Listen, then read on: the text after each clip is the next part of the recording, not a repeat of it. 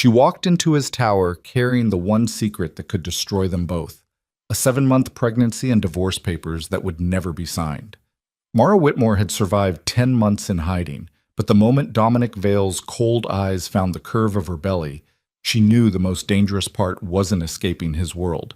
It was walking back into it. If you want to know whether love can survive betrayal, bullets, and the weight of an empire built on blood, stay with me until the very end. Hit that like button and drop a comment telling me what city you're watching from. I want to see how far this story travels. The glass elevator climbed 73 floors in silence, each passing second tightening the knot in Mara's chest. She kept her hand pressed against her belly, feeling the flutter of movement beneath her palm, a reminder that she wasn't alone anymore, that the decision she'd made 10 months ago had consequences that grew heavier with each passing day. The divorce papers felt like lead in her bag. Outside the tinted windows, the city sprawled beneath a gunmetal sky, indifferent and endless. Somewhere down there, in the maze of streets and shadows, was the woman she'd been before Dominic Vale, before the whirlwind romance that had felt like falling and flying at the same time, before the wedding that had bound her to the most dangerous man in the city, before the night she'd realized that loving him might cost her everything. 10 months. She'd lasted 10 months in hiding, moving from one borrowed apartment to another, always looking over her shoulder, always waiting for the knock on the door that never came. She told herself it was because Dominic didn't care enough to look. The truth was more complicated, more terrifying.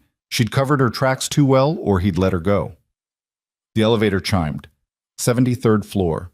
The door slid open to reveal a reception area that looked like it had been carved from ice and ambition. Floor-to-ceiling windows framed the city like a conquest. The furniture was angular, expensive, designed to intimidate. Behind a desk of black marble sat a woman whose expression suggested she'd been hired for her ability to make visitors feel inadequate. "I'm here to see Dominic Vale," Mara said, her voice steadier than she felt. The receptionist's eyes flickered over her, taking in the simple coat that couldn't quite hide her condition, the absence of jewelry, the shadows under her eyes that spoke of sleepless nights and decisions that couldn't be unmade. "Do you have an appointment?" "Tell him Mara is here." Something shifted in the woman's expression. Recognition, maybe. Curiosity. She reached for the phone, spoke in murmured tones, then looked up with barely concealed surprise. "He'll see you now. Through those doors, last office on the right." Mara walked through double doors of frosted glass into a hallway that smelled like leather and power. Her heels clicked against polished floors, each step carrying her closer to the moment she'd rehearsed 1,000 times in her head. She would hand him the papers. She would tell him it was over. She would walk away before he could ask questions she couldn't answer. Simple, clean, final. The door to his office stood open. Dominic Vale stood with his back to the entrance, silhouetted against the floor-to-ceiling windows that offered a view of the empire he'd built from blood and ambition. Tall, broad-shouldered, perfectly still, he could have been carved from stone except for the barely perceptible tension in his shoulders. He knew she was there. He was making her wait. Mara stepped inside, and the door clicked shut behind her with the finality of a cell door closing. 10 months. His voice was exactly as she remembered, low, controlled, carrying an edge that could cut or caress depending on his mood. Not a word, not a message. You vanished like smoke. "I'm here now." "Are you?" He turned, and the breath caught in her throat. Time hadn't softened him. If anything, the past 10 months had honed Dominic into something more dangerous than the man she'd married. His dark hair was shorter, sharper. His suit was immaculate, tailored to emphasize the power in his frame. But it was his eyes that stopped her, gray as winter storms, and just as merciless. Those eyes dropped to her belly, and the world went absolutely still. She watched his expression fracture, confusion, disbelief, and something that looked like pain flashing across his features before his control slammed back into place. But his hands betrayed him, curling into fists at his sides, the only visible sign of the earthquake happening beneath his composure. "When?"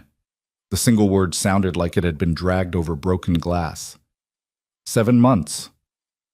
The math was simple, brutal. The child had been conceived before she disappeared, during the last fragile weeks of their marriage, when everything had been falling apart, and they'd reached for each other anyway, desperate and destructive. And you didn't think I had a right to know? His voice was deadly quiet now, the tone he used when violence was seconds away. I came to give you these. She pulled the divorce papers from her bag, held them out like a shield. Sign them. Let me go. That's all I'm asking.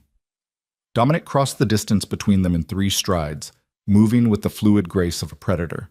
He didn't take the papers. Instead, his hand came up to her face, fingers curling under her chin, forcing her to meet his eyes. You're carrying my child, and you want me to sign you away? Something dangerous flickered in his expression. What happened to you, Mara? What scared you so badly that you ran? She wanted to pull away, but his touch held a familiar warmth that her body remembered even if her mind screamed warnings. This close, she could smell his cologne, cedar and smoke, expensive and intoxicating. This close, she could see the shadows under his own eyes, the new lines around his mouth. He'd suffered too. The realization shouldn't have mattered, but it did. Does it matter? She whispered. We were destroying each other. I did us both a favor. A favor? He laughed, and the sound was broken glass. You disappeared carrying my child, and you call it a favor? Sign the papers, Dominic. No. The word hung between them like a grenade with the pin pulled. You can't keep me here, she said, but her voice wavered. Can't I? He released her chin, but only to circle her slowly, taking in every detail, the weight she'd lost everywhere except her belly, the exhaustion in her eyes, the defensive way she held herself. You walked back into my world, Mara. That was your choice. Now you'll live with the consequences. I walked in to end this, to give you a chance to do the right thing. The right thing, he repeated, stopping in front of her again. The right thing was you telling me you were pregnant before you vanished. The right thing was you trusting me instead of running. Don't talk to me about right things when you've been lying by omission for 10 months. He was right, and that made it worse. Mara felt tears burn behind her eyes, but she refused to let them fall. She'd cried enough in the past 10 months, alone in the dark, terrified and pregnant, jumping at every sound. I couldn't stay, she said. You don't understand. Then make me understand. He leaned closer, his voice dropping to an intimate register that made her pulse spike. Tell me what happened. Tell me why my wife disappeared without a trace. Tell me why you'd rather raise my child alone than stay with me. Because staying would have gotten me killed. The words exploded out of her before she could stop them, raw and true and terrible. Dominic went absolutely still, his expression transforming into something lethal. Explain that, he said, each word precise and deadly. Right now. Mara's hands shook as she wrapped them around her belly, protecting the life growing inside her. 3 weeks before I left, I overheard a conversation. 2 men in the parking garage of your building. They were talking about getting rid of a liability. They mentioned my name, Dominic. They said I knew too much, that I was a weakness you couldn't afford. His jaw clenched so hard she could see the muscle jump. Who were they? I don't know. I couldn't see their faces, and I was too terrified to stay and find out. I just knew that someone in your organization wanted me dead, and I knew you wouldn't believe me. You think I wouldn't protect you? I think you would have demanded proof I couldn't give you. I think you would have questioned everyone, and whoever wanted me gone would have known I'd talked. I think it would have made everything worse. Her voice broke. I was scared, Dominic. Scared of your world, scared of the violence, scared that loving you meant dying young. He reached for her, but she stepped back, needing the distance. So I left, she continued. I emptied our joint account, just my half, nothing more. And I disappeared. I thought you'd be angry, but I thought you'd let me go. I thought maybe it would be easier for everyone. Easier. The word dripped with contempt. You thought abandoning your husband and hiding his child would be easier? I thought it would keep us alive. The silence that followed was crushing. Dominic turned away from her, one hand coming up to his face, fingers pressing against his temples as if fighting off a headache or an explosion. You should have trusted me, he said finally. Whatever you heard, whoever threatened you, you should have come to me. I couldn't. Why not? Because I loved you too much. The admission tore out of her. Because I knew you'd burn the world down to keep me safe, and I was afraid of what that would cost you. afraid of what it would make you become. He turned back to her, and the expression on his face was devastating. Anger and grief and longing twisted together into something that looked like agony. "You don't get to make that choice for me," he said quietly. "You don't get to decide what I'm willing to sacrifice." "Dominic, the divorce isn't happening." His voice turned to granite. "Not now. Not while you're carrying my child. Not until I find out who threatened you and make them regret they were ever born. You can't just refuse. Watch me." He crossed to his desk, picked up his phone, and dialed with sharp, angry movements. "Marcus, I need you in my office. Now." 60 seconds later, a man entered who looked like he'd been designed to intimidate. 6'4" of solid muscle poured into an expensive suit with a face that suggested he'd seen violence and returned it with interest. His eyes swept over Mara with professional assessment before settling on Dominic. "Boss? My wife is moving back into the house. I want security tripled. No one gets within 100 yards without thorough vetting. I want backgrounds run on every person who's had access to this building in the past year. And I want the security footage from the parking garage pulled for the 3 weeks before Mara left." "On it." Marcus turned to go, then paused. "Welcome back, Mrs. Vale." The door closed behind him, leaving Mara alone with Dominic again. "I'm not moving back in with you," she said. "This is insane. You don't have a choice. I have every choice. You can't force me. Read the prenuptial agreement." He pulled a leather folder from his desk drawer, opened it to a specific page, and held it out to her. Specifically, Section 12, subsection C. Mara's hand shook as she took the document. The legalese was dense, but the meaning was clear. In the event of divorce proceedings where children were involved, the couple was required to attempt reconciliation for a minimum period of 30 days under the same roof before any divorce could be finalized. "You knew about this clause when you signed it," Dominic said. "Your lawyer explained it to you. You agreed to it." "That was before—" She stopped, overwhelmed. "Before what? Before you realized that marriage is complicated? Before you understood that my world comes with dangers?" He moved closer, his presence overwhelming. "You married me knowing what I was, Mara. You don't get to run when it becomes real. This isn't about running. This is about survival. Then survive with me." His voice softened slightly, taking on an edge of something that might have been plea. 30 days. That's all the contract requires. Stay at the house, let me protect you, and if at the end of that time you still want the divorce, I'll sign the papers. "You're lying." "I'm not." He held her gaze, and she saw the truth there, grim, determined, but honest. 30 days, Mara. Give me 30 days to find out who threatened you, to prove that you can trust me, to understand why you really left. "And if I refuse?" "Then I'll tie this up in court for years.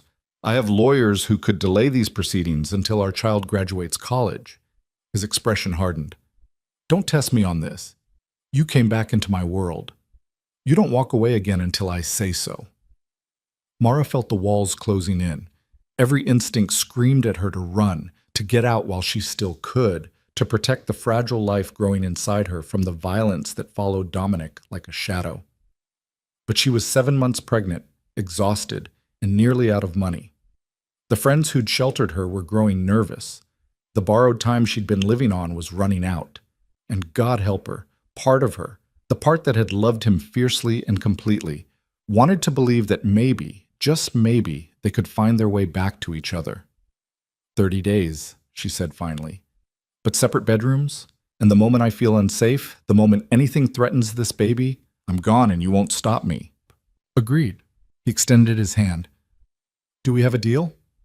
She looked at his outstretched hand, strong, scarred from fights she'd never asked about, capable of terrible violence and unexpected tenderness.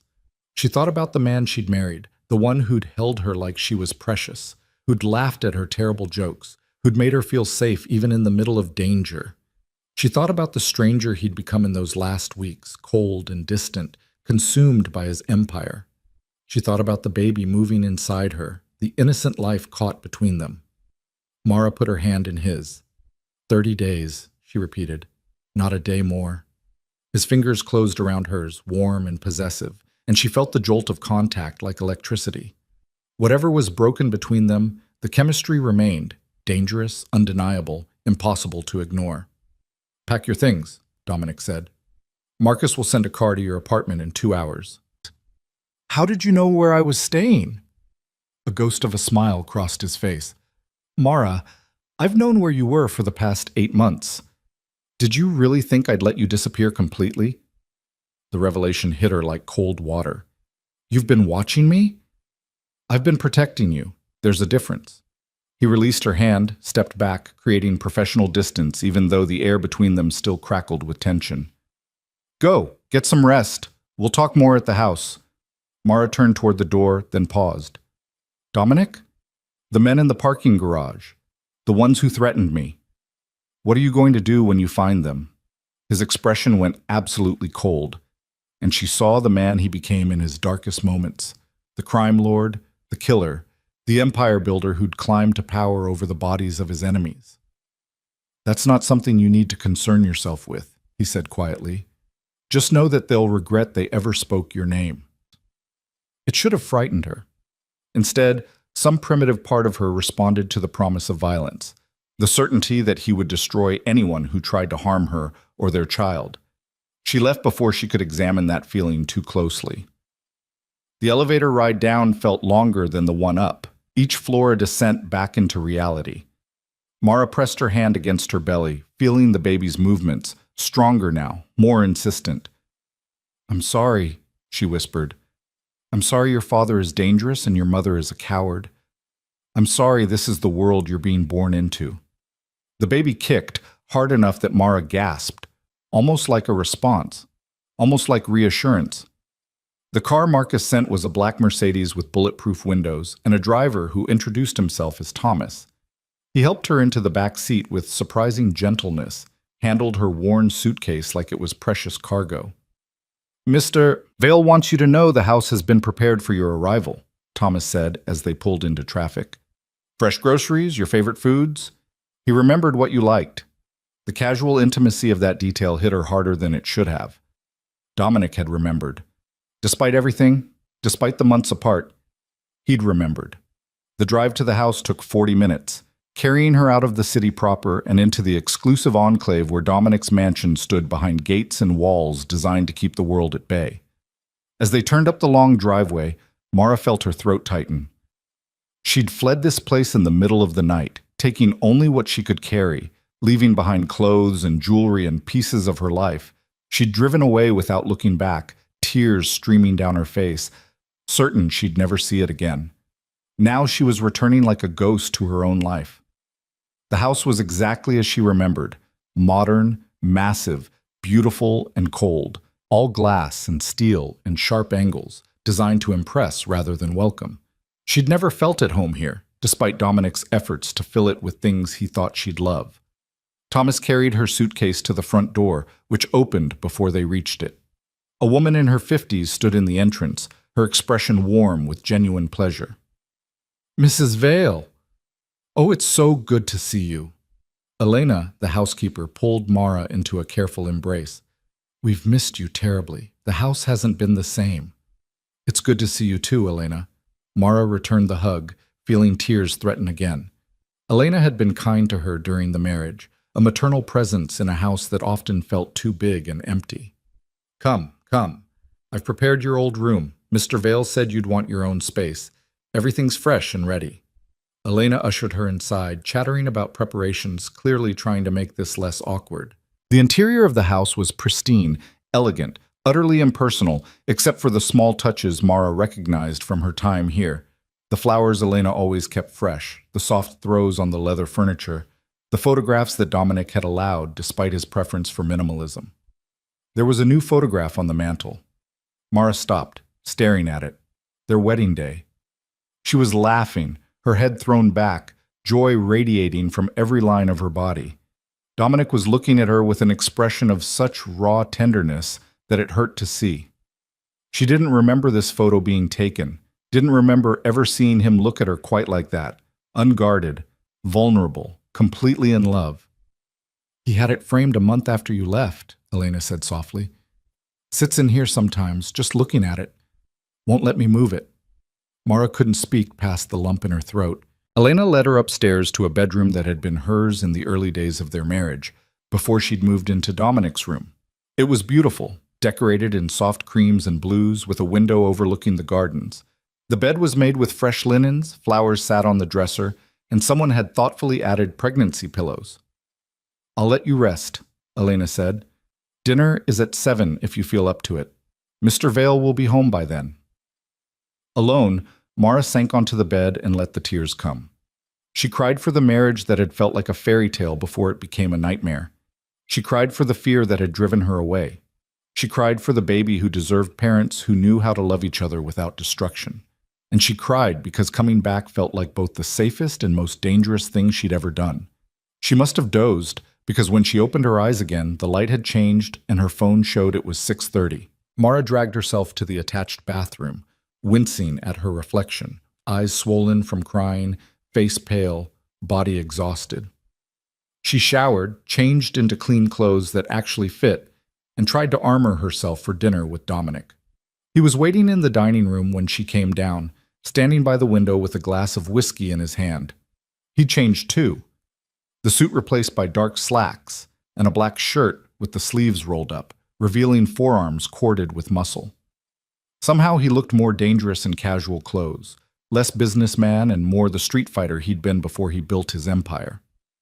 "You should sit," he said without turning around. "Doctor's orders. Pregnant women need to stay off their feet." "How do you know what doctor's orders are?" "I've been reading." He turned to face her, and his expression was carefully neutral.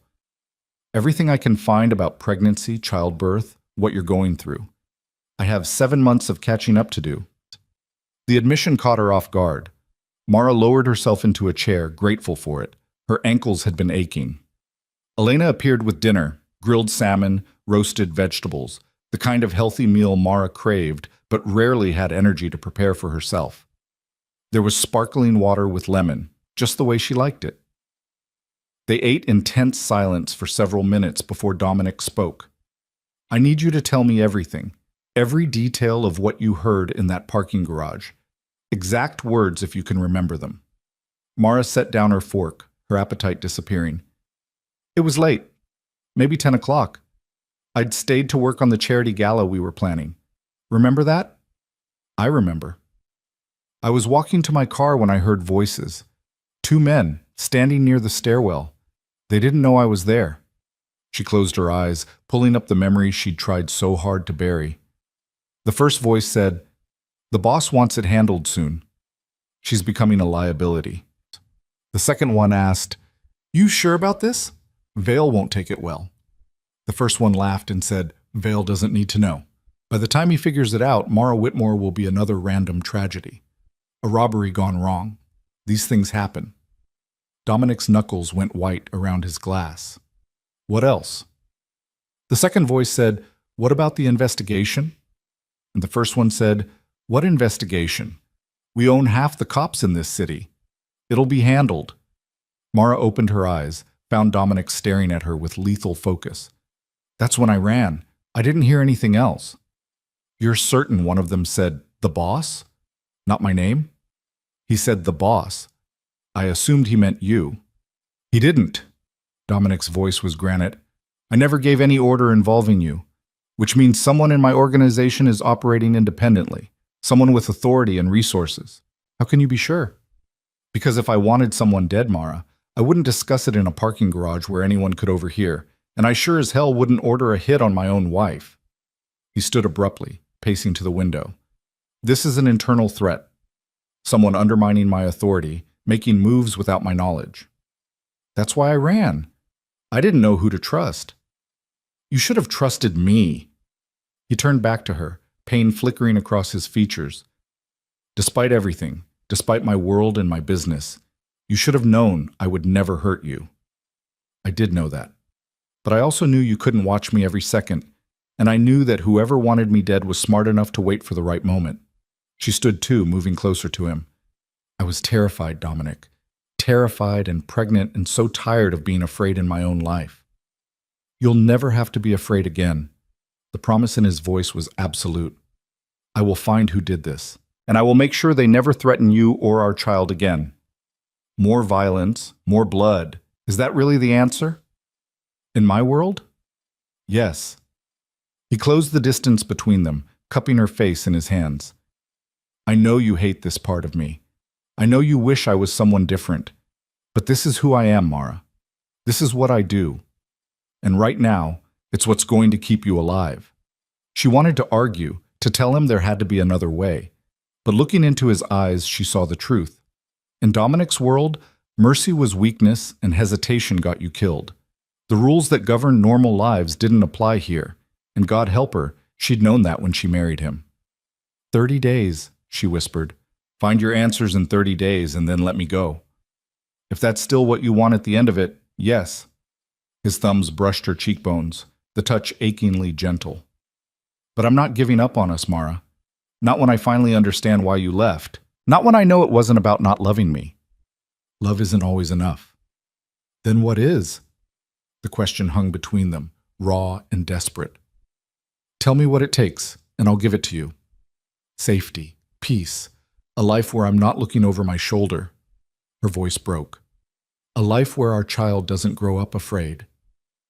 Then that's what I'll build for you. He leaned down, rested his forehead against hers. Stay with me, Mara. Trust me one more time. Let me prove I can be the man you need. She wanted to believe him, wanted it so badly it physically hurt. But trust was a fragile thing, shattered too easily and rebuilt too slowly. I'm here for 30 days, she said. That's all I can promise. It's enough. For now. He released her, stepped back, creating space even though everything in his body language suggested he wanted to pull her closer. You should rest. The guest room has everything you need. And you? I have calls to make, people to question. His expression turned cold again, dangerous. Someone in my organization is going to answer for this, and they're going to wish they'd never been born. Mara watched him walk away, shoulders set with deadly purpose, and felt the old familiar fear creep back in. This was the man she'd married, brilliant and brutal, capable of tenderness and terrible violence, walking the razor's edge between protector and destroyer. She'd run from him once because she couldn't reconcile those contradictions. Now she had 30 days to decide if she could learn to live with them, or if loving Dominic Vale would always mean dancing with danger, one step away from falling into the abyss. The first night back in Dominic's house, Mara didn't sleep. She lay in the guest room bed, staring at the ceiling, listening to the unfamiliar sounds of a home she'd once tried to make her own. Footsteps in the hallway, the distant murmur of Dominic's voice as he made call after call, the hum of security systems that turned the mansion into a fortress. Around 3 in the morning, she heard his footsteps pause outside her door. She held her breath, waiting, but he didn't knock. After a long moment, he moved on, and she heard his bedroom door close down the hall. Even separated by walls and doors and 10 months of silence, she could feel him, the magnetic pull that had drawn her to him from the beginning, dangerous and irresistible. Morning came too soon. Mara woke to sunlight streaming through unfamiliar windows and the smell of coffee drifting up from downstairs. She hauled herself out of bed, her body protesting every movement. 7 months pregnant felt different than 6 months, different than 5. Each week added weight and discomfort and the constant awareness of the life growing inside her. She found Dominic in the kitchen, standing at the counter with his laptop open and his phone pressed to his ear. He was already dressed for the day in another immaculate suit, looking like he'd slept perfectly when she knew he probably hadn't slept at all. He glanced up when she entered, his eyes tracking over her with an intensity that made her skin warm. He said something sharp into the phone and ended the call. "There's breakfast," he said, gesturing to a spread on the table that looked like Elena had been cooking for an army. "Eat. You're too thin." "Good morning to you too," Mara said dryly, lowering herself into a chair. "I mean it, Mara. You've lost weight everywhere except—" He stopped himself, jaw tightening. "Except where the baby is," she finished. "I know. It's been hard to eat. Stress doesn't agree with me." Something flickered in his expression. Guilt, maybe, or regret. He poured her a glass of orange juice, set it in front of her with surprising gentleness. "That changes now. You're safe here. You eat, you rest, you take care of yourself and our child." He paused. "Have you seen a doctor recently?" 2 weeks ago. Everything was fine. I want you to see my doctor, the best obstetrician in the city. I've already made an appointment for tomorrow. Mara bristled at his high-handedness, even as part of her was relieved to have someone else making decisions. You can't just take over my medical care without asking. I can, and I did. You can be angry about it after you've eaten. He sat down across from her, his laptop between them like a barricade. I spent the night pulling security footage and phone records, cross-referencing everyone who had access to the building in the weeks before you left. And there are 43 people who could have been in that parking garage at the right time. I'm narrowing it down. His expression turned grim. But I need you to do something for me. What? I need you to listen to some voice recordings. See if you recognize either of the men from that night. Mara's stomach clenched. She set down the toast she'd been about to bite into. You recorded your own people? I record everything. It's insurance. He turned the laptop toward her. I know this won't be pleasant, but if you can identify even one of them, it gives me a starting point. She stared at the screen, at the list of audio files marked with names and dates. The idea of listening to voices, trying to match them to a memory she'd tried to bury, made her feel sick. I'll try, she said quietly. But Dominic, what happens when you find them? That's not your concern. It is if it makes you into something I can't recognize. She met his eyes. I need you to promise me something. What? That you won't lose yourself in this. That revenge doesn't consume you. He was silent for a long moment, his expression unreadable. Then he reached across the table, his fingers brushing hers. I can't promise that, he said with brutal honesty.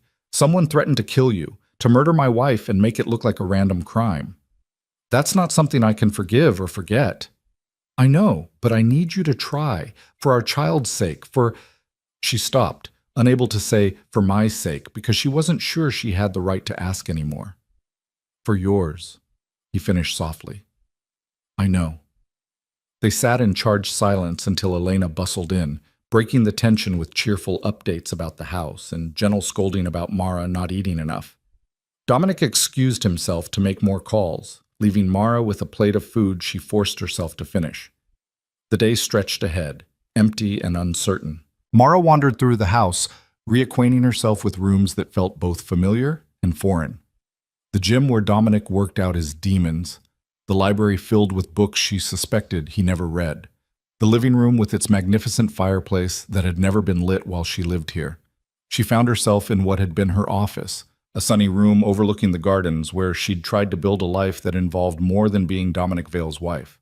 Her computer was gone, removed when she left, but everything else remained exactly as she'd left it.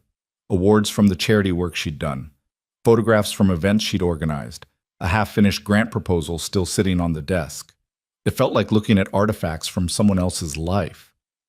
I kept it exactly as you left it. Mara turned to find Dominic in the doorway, watching her with an expression she couldn't quite read. I thought maybe you'd want to continue your work, he continued.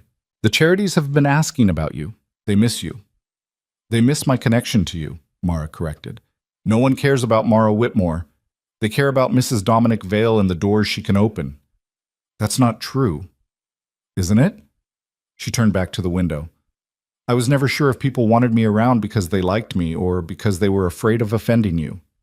She heard him move closer, felt the warmth of his presence at her back.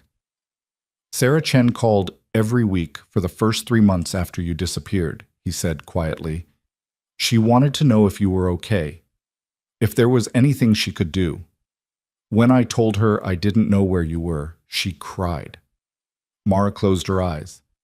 Sarah had been one of the few real friends she'd made in Dominic's world, another charity board member who'd seen past the glamour to the person underneath. I couldn't risk contacting anyone, she said. I couldn't risk someone telling you where I was. Because you thought I was the threat. No, because I thought anyone close to you might be compromised. She turned to face him. Your world is full of people who smile to your face and plot behind your back. I learned that quickly enough. Is that why you stopped trusting me? The question was raw, unguarded. Because you saw the treachery in my business and assumed I was part of it? I stopped trusting everyone, including myself. Mara wrapped her arms around her belly, the gesture protective and weary. I couldn't tell the difference anymore between genuine friendship and political maneuvering. I didn't know who was safe and who was dangerous, so I ran from all of it. Dominic reached out, his fingers grazing her cheek with heartbreaking gentleness. I'm sorry I made you feel that way. Sorry I brought you into a world where you couldn't feel safe. You didn't force me.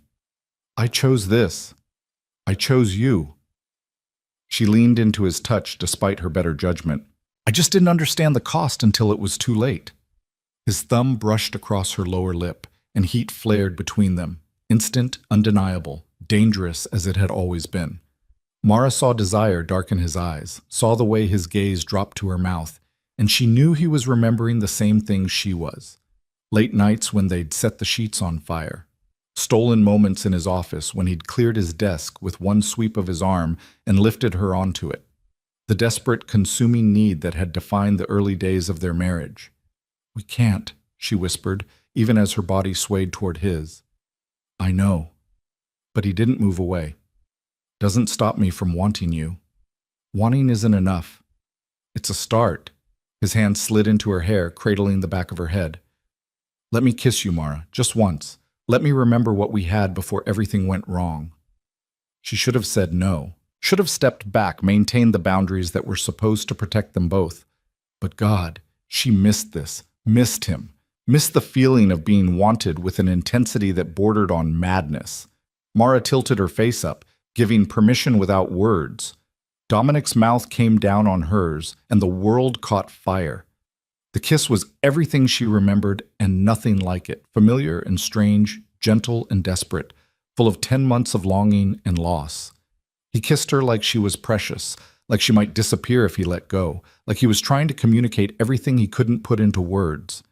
Mara kissed him back with equal desperation, her hands fisting in his shirt, pulling him closer even as her mind screamed warnings. This was dangerous. This was stupid. This was letting down her guard when she needed it most.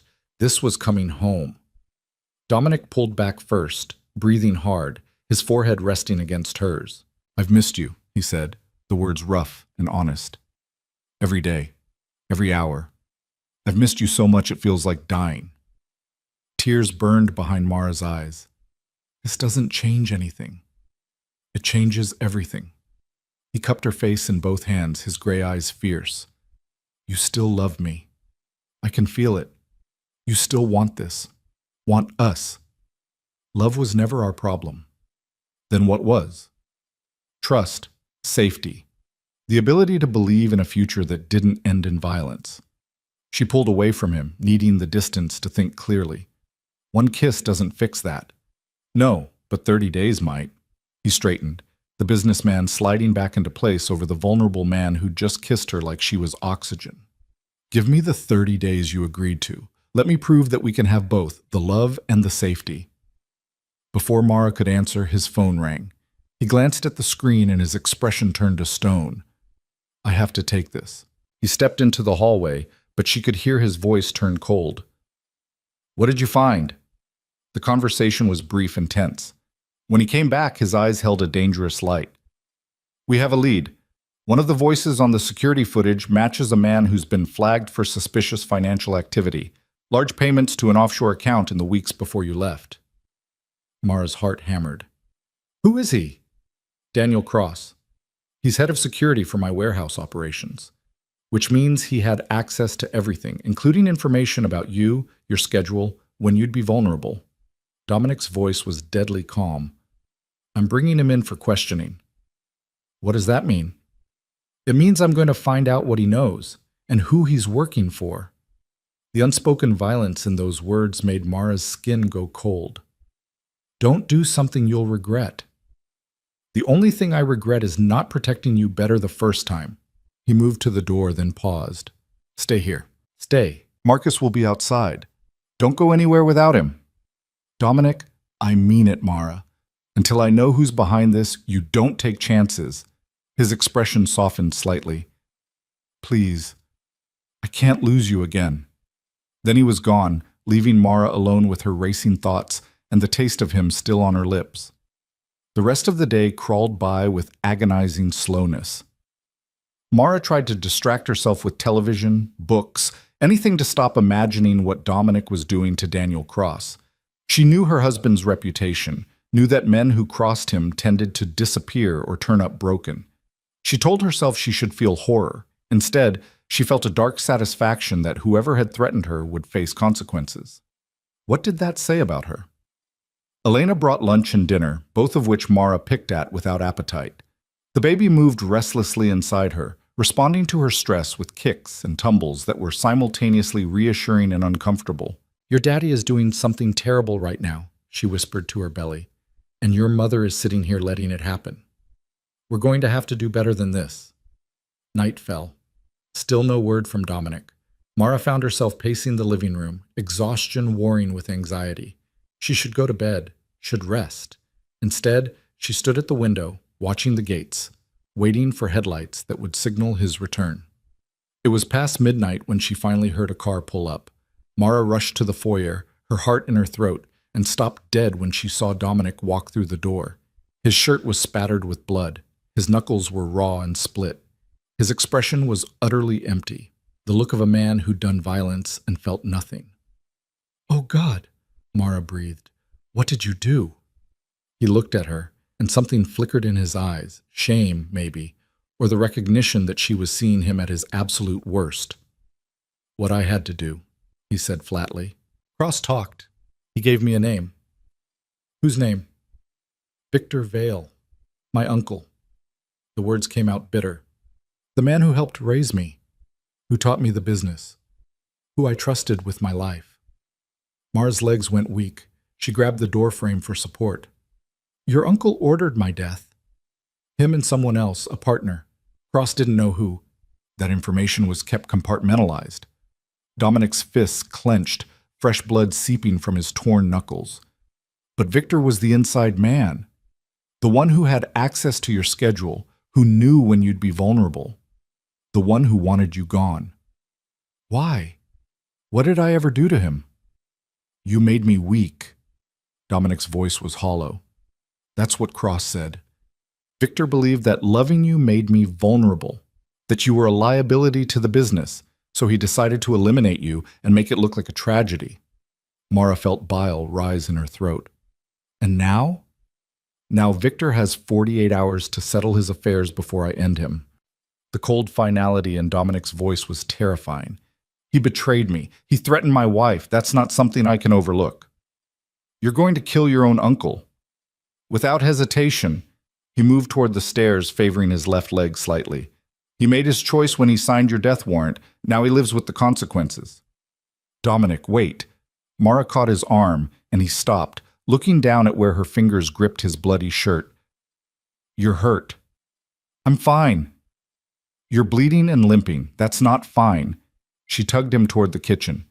"Let me at least clean you up." For a moment, she thought he'd refuse. Then his shoulders sagged slightly, and he let her lead him to the kitchen table. Mara gathered the first aid kit Elena kept under the sink and dampened a clean towel with warm water. "This is going to sting," she warned, reaching for his hands. "I've had worse." She cleaned the blood from his knuckles with careful strokes, her heart aching at the damage he'd inflicted on himself. The skin was torn in several places, bruises already forming. He didn't flinch, didn't react, just watched her with that empty expression that scared her more than anger would have. "Talk to me," she said softly. "Tell me what you're thinking." "I'm thinking that the man who raised me wanted to murder my wife. I'm thinking about how many times I left you vulnerable because I trusted the wrong people. I'm thinking about how close you came to dying because I was blind and stupid. You couldn't have known." "I should have known." His voice cracked slightly, the first hint of emotion breaking through. "I should have protected you better. Should have made sure you felt safe enough to come to me instead of running." Mara set down the towel and took his face in her hands, forcing him to meet her eyes. "Listen to me. This is not your fault. Victor made his choices. The people who threatened me made their choices. You are not responsible for their evil. I'm responsible for bringing you into a world where people like Victor have power." His hands came up to cover hers, his touch gentle despite the violence still staining his skin. "I'm responsible for not seeing the threat until it was too late." You're seeing it now. You're dealing with it. She stroked her thumbs across his cheekbones. That has to count for something. Does it? Or am I just making things worse? He pulled her hands away from his face, but didn't let go. You saw me tonight, Mara. You saw what I'm capable of, and you looked at me like I was a monster. I looked at you like I was scared. There's a difference. Is there? His laugh was bitter. You should be scared. Daniel Cross is in a hospital right now because I beat the truth out of him. Victor is going to die because I can't let betrayal stand. This is who I am. This is what I do when people threaten what's mine. Mara pulled one hand free and placed it on her belly, feeling the baby move beneath her palm. Then maybe you need to decide who you want to be. For this child. For yourself. Maybe even for me. I don't know how to be anyone else. Then learn. Her voice was fierce now, challenging. You're one of the most powerful men in this city, Dominic. If you can build an empire, you can figure out how to dismantle the parts of it that are destroying you. It's not that simple. Nothing worth doing is. She reached for the antiseptic, applied it to his knuckles despite his wince. But you have a choice. You can let this consume you, the violence, the revenge, the endless cycle of blood for blood. Or you can find another way. What other way? Victor tried to have you killed. He betrayed everything, family, loyalty, trust. How do I let that go? I'm not saying let it go. I'm saying don't let it turn you into something worse than him. Mara wrapped his hands in clean gauze, her movements gentle and precise. Deal with the threat. Protect your family, but don't lose yourself in the process. Dominic was quiet for a long time, watching her work with an expression that cycled through pain, longing, and something that might have been hope. You still care, he said finally. Even after everything, even after seeing me like this, you still care what happens to me. Of course I do. I never stopped caring. I just didn't know how to live in your world without losing myself. She finished bandaging his hands and sat back. And I'm still not sure I can, but I'm here. I'm trying. Why? The question was raw, vulnerable. Why try when it would be easier to walk away? Mara looked down at her belly, at the visible proof of their connection. Because this baby deserves parents who tried everything before they gave up.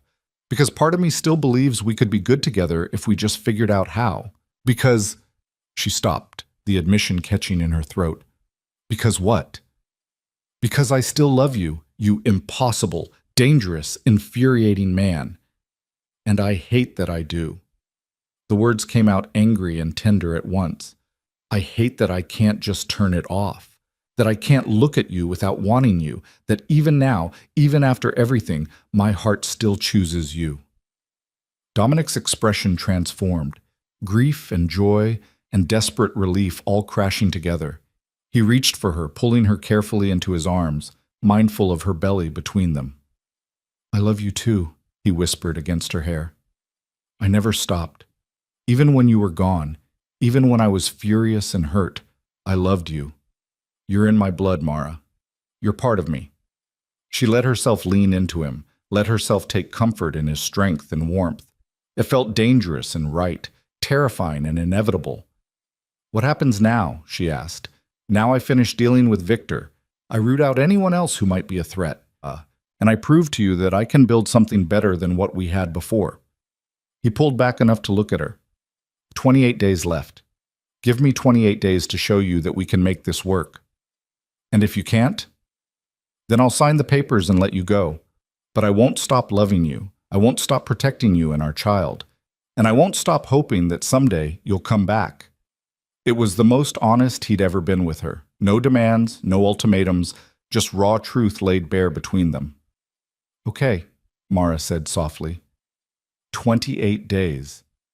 He kissed her then, soft and sweet and full of promise. Nothing like the desperate kiss from earlier.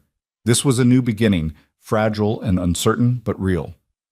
When they finally pulled apart, Dominic helped her to her feet.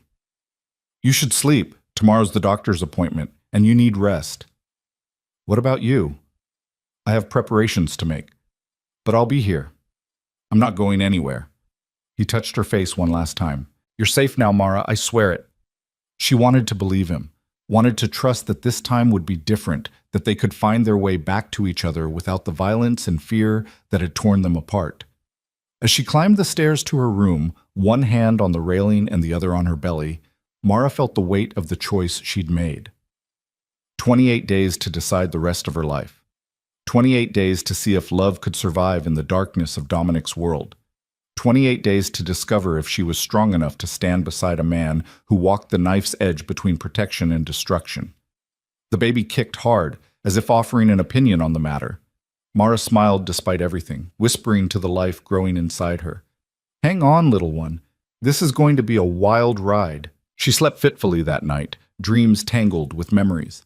Dominic's bloodied hands, Victor's name spoken like a curse, the phantom echo of threats whispered in parking garages. When morning light finally broke through her curtains, Mara woke feeling more exhausted than when she'd gone to bed. The doctor's appointment was at 10. She showered and dressed with mechanical precision, choosing a loose sundress that accommodated her growing belly. When she came downstairs, she found Dominic waiting by the front door, looking impeccable in a charcoal suit despite having been awake most of the night. "You look tired," he said, studying her face with concern. "Pot. Meet kettle." She grabbed her purse from the hall table. "Did you sleep at all?" "Enough," which meant no. "The car's ready?" They drove in tense silence, Marcus at the wheel with another security guard in the passenger seat. Mara watched the city slide past the tinted windows, familiar streets that felt foreign after months away. She'd built a small life in hiding, quiet, careful, lonely. Being back in Dominic's world felt like stepping into a river with a current too strong to fight. The doctor's office occupied the top floor of a medical building in the most expensive part of the city. Of course it did. Nothing but the best for Dominic Vale's wife and child. Dr. Sarah Mitchell was a woman in her early 50s with kind eyes and a no-nonsense demeanor that Mara immediately appreciated. She shook both their hands, her gaze assessing Mara with professional concern. "Mrs. Vale, it's good to finally meet you. Your husband has been quite insistent about getting you the best prenatal care." She shot Dominic a look that suggested he'd been more than insistent. "Let's get you examined and see how this baby is doing." The examination was thorough and surprisingly gentle. "Doctor." Mitchell asked questions about Mara's health during the months she'd been away, her eyebrows rising slightly at the mention of stress and irregular meals. "Your blood pressure is higher than I'd like," she said, making notes, "and you've lost weight in places you shouldn't have. We need to get you on a better nutrition plan and monitor the stress levels closely." "She'll have whatever she needs," Dominic said from his position by the door. He'd stayed for the examination, despite Mara's assumption he'd wait outside, his presence both comforting and overwhelming. "What she needs is calm and stability," Dr. Mitchell said pointedly. "Stress in the third trimester can lead to complications. Preterm labor, high blood pressure issues, problems with the placenta. We want to avoid all of that." "She'll have calm and stability," Dominic replied, his tone brooking no argument. Dr. Mitchell turned to Mara with a slight smile. "Is he always this intense?" "You have no idea," Mara said dryly, and the doctor laughed. The ultrasound came next, and Mara felt her heart clench as the image appeared on the screen, impossibly tiny and impossibly perfect, their daughter moving in the fluid darkness of her womb. She heard Dominic's sharp intake of breath, saw him move closer to the monitor with an expression of wonder that cracked something open in her chest. "She's beautiful," he whispered, his voice rough with emotion. "She's healthy," Dr. Mitchell confirmed. "Good size, strong heartbeat, all the measurements looking excellent despite the stress you've been under. You've done well taking care of her, Mara." Tears burned in Mara's eyes as she watched the baby on the screen, watched her daughter stretch and turn, oblivious to the chaos surrounding her existence. This tiny person who would be born into a world of violence and power, who deserved so much better than parents who couldn't figure out how to love each other without destruction. Dominic's hand found hers, squeezing gently. When she looked up at him, she saw tears in his eyes too. This dangerous man undone by the sight of his unborn child. "We're going to do better for her," he said quietly. "Both of us. Whatever it takes." Mara wanted to believe him, wanted to believe they could transform into the parents this baby deserved. The appointment wrapped up with instructions about diet, exercise, and follow-up visits. Dr. Mitchell handed Mara a folder of information and a prescription for prenatal vitamins. I want to see you weekly from now on, she said. Given the stress factors and your history, I'd rather be cautious. Any cramping, bleeding, severe headaches, or vision changes, you call me immediately. Understood? Understood, Mara agreed. In the car heading back to the house, Dominic was uncharacteristically quiet. Mara watched him from the corner of her eye, saw the way his fingers drummed against his thigh, a rare tell that he was processing something intense. What are you thinking? She asked finally. That I've wasted 10 months. That I should have been there for every appointment, every milestone. That our daughter has been growing inside you all this time and I knew nothing about it. His jaw tightened. I'm thinking about how much Victor stole from us. From me. Don't let him steal anymore, Mara said softly. Don't let anger take this moment from you. He looked at her then, his gray eyes burning with intensity. I'm not angry. I'm grateful. Grateful that you're both healthy. Grateful that you came back. Grateful for another chance to get this right. The vulnerability in his voice made her throat tight. We'll see. 27 days left, he said. I'm counting every one of them.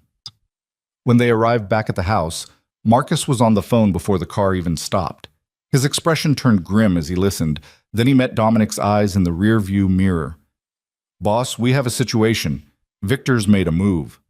Dominic's entire demeanor changed, softness hardening into steel, tenderness replaced by lethal focus. What kind of move? He's calling in favors, reaching out to allies. Word on the street is he's planning to strike first. Marcus's voice was carefully neutral. He knows you're coming for him. Of course he does. Victor's not stupid. Dominic helped Mara out of the car, his hand protective on her lower back. Get her inside.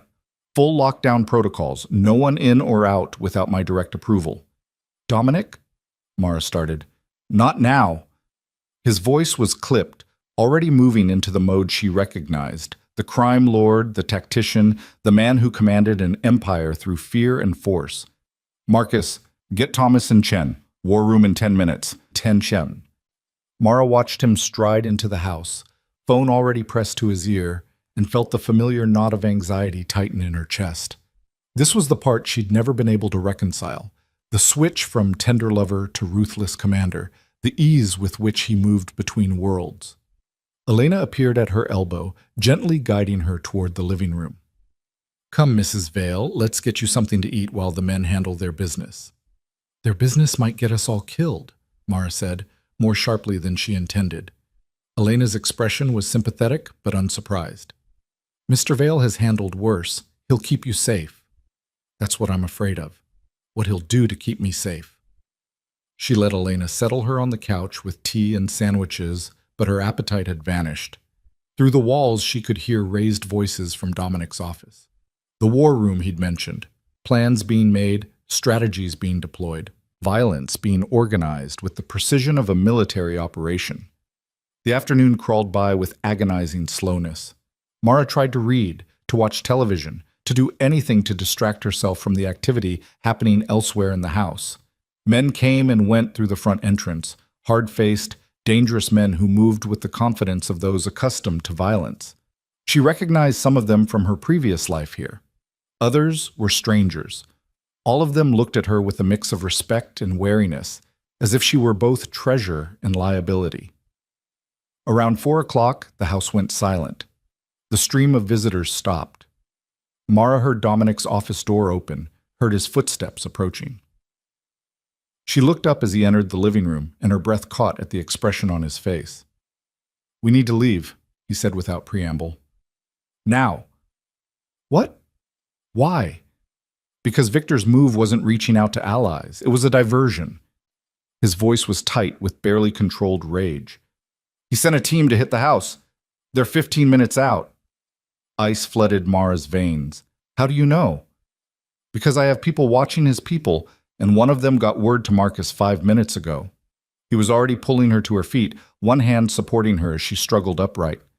There's a safe house across the city. We're going there until I can neutralize the threat. You mean until you can kill Victor? Yes. No hesitation, no apology. I told you I'd protect you. That's what I'm doing. Marcus appeared with a go bag already packed. "Car's ready, boss. Back exit. Thomas is sweeping the route." They moved through the house at a pace that made Mara's heart hammer and her breath come short. Dominic's hand never left her back, guiding and supporting her with gentle insistence. Elena waited at the back door with tears in her eyes. "Be safe, Mrs. Vale," she whispered, pressing something into Mara's hand. A rosary. "I'll pray for you both." "Don't come back here," Dominic told her. "Not until I give the all clear. Take the week off. Paid." They emerged into the garage where a nondescript sedan waited with engine running. Marcus took the driver's seat, another guard riding shotgun. Dominic bundled Mara into the back and climbed in beside her, his body a shield between her and the window. The car rocketed out of the garage and down the driveway with controlled speed. Mara clutched the door handle as they hit the street, tires squealing slightly on the turn. "How many men is he sending?" she asked, her voice steadier than she felt. "Enough to be a problem if we'd stayed." Dominic had his phone out, typing rapidly.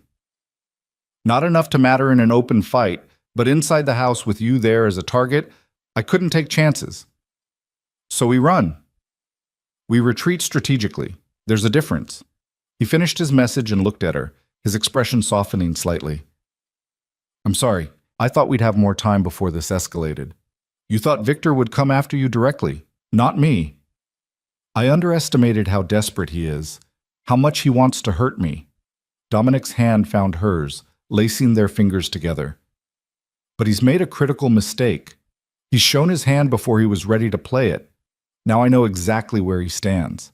Mara wanted to ask what that meant, what Dominic was planning, but the look in his eyes told her she didn't want to know the details.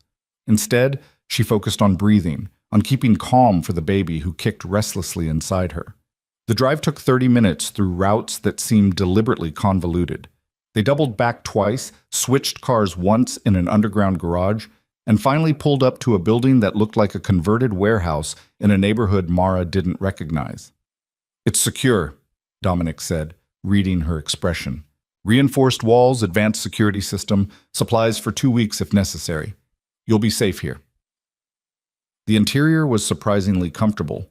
Industrial chic with exposed brick and modern furniture, a kitchen stocked with enough food for a small army, bedrooms that looked like they belonged in a luxury hotel rather than a safe house. "How many of these places do you have?" Mara asked as Dominic guided her to the master bedroom. "Enough. Comes with the territory." He set the go bag on the bed and turned to her. "I need you to stay here while I handle Victor. Marcus will be here with 2 others. You'll have everything you need." Fear spiked through her. "You're leaving?" "I have to finish this. Tonight, if possible. The longer Victor has to plan, the more dangerous he becomes." He cupped her face in his hands. "I can't have you in danger, Mara. I can't focus on what needs to be done if I'm worried about you. And I'm supposed to sit here wondering if you're coming back?" Her voice broke. "Wondering if our daughter will grow up without a father?" "I'm coming back. That's a promise."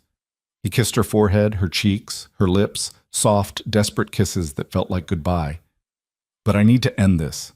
For you, for our child, for any chance we have at a future. Dominic, please, I love you." The words were fierce, final. "Whatever happens tonight, remember that I love you, that everything I'm doing is to keep you safe." Then he was gone, leaving her standing in the bedroom with tears streaming down her face and terror clawing at her chest. Marcus appeared in the doorway, his expression sympathetic. "He'll be fine, Mrs. Vale. I've seen him handle worse." "That's supposed to comfort me." "It's supposed to be the truth." He gestured toward the living area. "Come on, let's get you settled. Boss's orders. You eat dinner, take your vitamins, and try to rest." Mara let him lead her back to the main room, too numb to argue. 2 other guards were positioned by the windows and door, young men with hard eyes and the kind of readiness that suggested they knew how to use the weapons she could see holstered under their jackets. This was her life now. Hiding in safe houses while Dominic went to war with his own uncle. Surrounded by armed guards while violence played out in the shadows of the city. Waiting to find out if the man she loved would come home or if she'd be raising their daughter alone. Elena had packed the go bag with Mara's things. Comfortable clothes, toiletries, the prenatal vitamins from Dr. Mitchell. At the bottom, wrapped in tissue paper, was the framed photograph from the mantel, their wedding day. Dominic looking at her with unguarded love. Mara traced his face with one finger, remembering that moment. The way he'd whispered his vows like they were sacred, the way he'd kissed her like she was his salvation, the way she'd felt invincible in his arms. How had they gone from that to this? Hours passed with agonizing slowness. Marcus made her eat, made her drink water, made her take her vitamins like she was a child who needed supervision. She knew he was following orders, knew Dominic had probably been explicit about her care, but it still chafed. Around midnight, her phone buzzed. A text from an unknown number. "It's done. Victor won't be a threat anymore. Coming to you soon." Mara stared at the message, relief and horror warring inside her. Victor was dead. Dominic had killed his own uncle. The violence she'd feared, the darkness she'd run from, had played out exactly as she'd known it would, and she was relieved. What did that make her? Marcus's phone rang. He answered with clipped efficiency, listened, then visibly relaxed. "Understood. We'll be ready." "He's okay?" Mara asked, needing to hear it confirmed. "He's fine. On his way here now." Marcus allowed himself a small smile. "Told you he'd handled worse." 20 minutes later, she heard the security system disengage, heard the front door open. Mara was on her feet before she could think, rushing toward the entrance despite Marcus's half-hearted protest. Dominic stood in the doorway, and her heart stuttered. He looked exhausted, face drawn, eyes shadowed, shoulders carrying the weight of what he'd done. But he was whole, alive, home. Their eyes met across the room, and something passed between them. Understanding, grief, relief, all tangled together. "It's over," he said quietly. "Victor's dead. His allies scattered. The threat is neutralized." Mara crossed to him in 3 strides and wrapped her arms around him, not caring about Marcus or the guards or anything except the solid warmth of Dominic against her. He held her tight, his face buried in her hair, his breath coming in shuddering gasps that might have been sobs. "I thought I'd lose you," she whispered. "I thought you'd get yourself killed and I'd be alone again." "I promised I'd come back. I keep my promises." He pulled back enough to look at her, his hands framing her face. "It's done, Mara. You're safe. Our daughter is safe. We can start over." "Start over," she repeated, "like it's that simple." "Nothing about us has ever been simple." A ghost of a smile crossed his face. "But we're still here. Still fighting. That has to count for something." She wanted to be angry, wanted to rage at him for the violence, for the blood on his hands, for choosing that path when surely there had been another way. But looking into his eyes, seeing the exhaustion and pain and desperate hope there, she couldn't find the words. Instead, she kissed him, soft and slow and achingly tender, pouring everything she couldn't say into the press of her lips against his. When they finally pulled apart, Dominic rested his forehead against hers. 26 days left, he murmured. "Give me 26 more days to prove we can make this work." "You just killed your uncle," Mara said, not an accusation but a statement of fact. "How do we come back from that?" "The same way we come back from everything else. Together." His hand slid down to rest on her belly, feeling their daughter move beneath his palms. She deserves parents who don't give up, who fight for each other as hard as they fight against their demons. "I'm tired of fighting." "Then let me fight for us. Let me be the one who doesn't give up." He kissed her again, gentle and reverent. "Go to bed, love. You're exhausted. We'll talk more in the morning." Mara let him guide her to the bedroom, let him help her out of her shoes and into bed like she was fragile and precious. He pulled the covers up around her, smoothed her hair back from her face. "Stay," she whispered. "Don't make me sleep alone tonight." Something softened in his expression. "Are you sure?" "I don't want to be alone. Not tonight. Not after—" She couldn't finish the sentence. Dominic shed his jacket and shoes and climbed into bed beside her, fully clothed, pulling her carefully into his arms. Mara curled against him, her belly pressed against his side, her head on his chest, where she could hear his heartbeat, steady, strong, alive. "Tell me about her," Dominic said quietly. "Tell me about the pregnancy. Everything I missed." So she did. She told him about the morning sickness that had lasted into the 5th month, about the first time she'd felt the baby move and had cried because she was experiencing it alone. She told him about the midnight cravings for pickles and ice cream, about the exhaustion that made her sleep 14 hours a day, about the doctor's appointments where she'd held her breath waiting for confirmation that everything was okay. She told him about the fear, constant, gnawing fear that someone would find her, that the baby would be hurt, that she was making terrible choices that would impact an innocent life. And she told him about the love, fierce, overwhelming, transformative love for a person she hadn't even met yet. Love that made her understand for the first time what it meant to be willing to die for someone. Dominic listened without interrupting, his hand making slow circles on her back, his breathing deep and even. When she finally ran out of words, the silence between them was comfortable rather than tense. "I'm sorry I wasn't there," he said finally. "Sorry you had to go through all of that alone. Sorry I let you down." "You didn't let me down. I ran away before you had a chance to try." Mara tilted her face up to look at him. "We both made mistakes, but maybe we can stop making them now." "Maybe," he agreed, "if we're lucky and stubborn and willing to do the work." "Are you? Willing to do the work? For you? For our daughter?" His arms tightened around her. "I'd do anything, be anyone. Burn the whole world down if that's what it took." "That's the problem, though," Mara said softly. "I don't need you to burn the world. I need you to build something better, something that doesn't require violence and fear to survive." "I don't know if I know how to do that." "Then learn.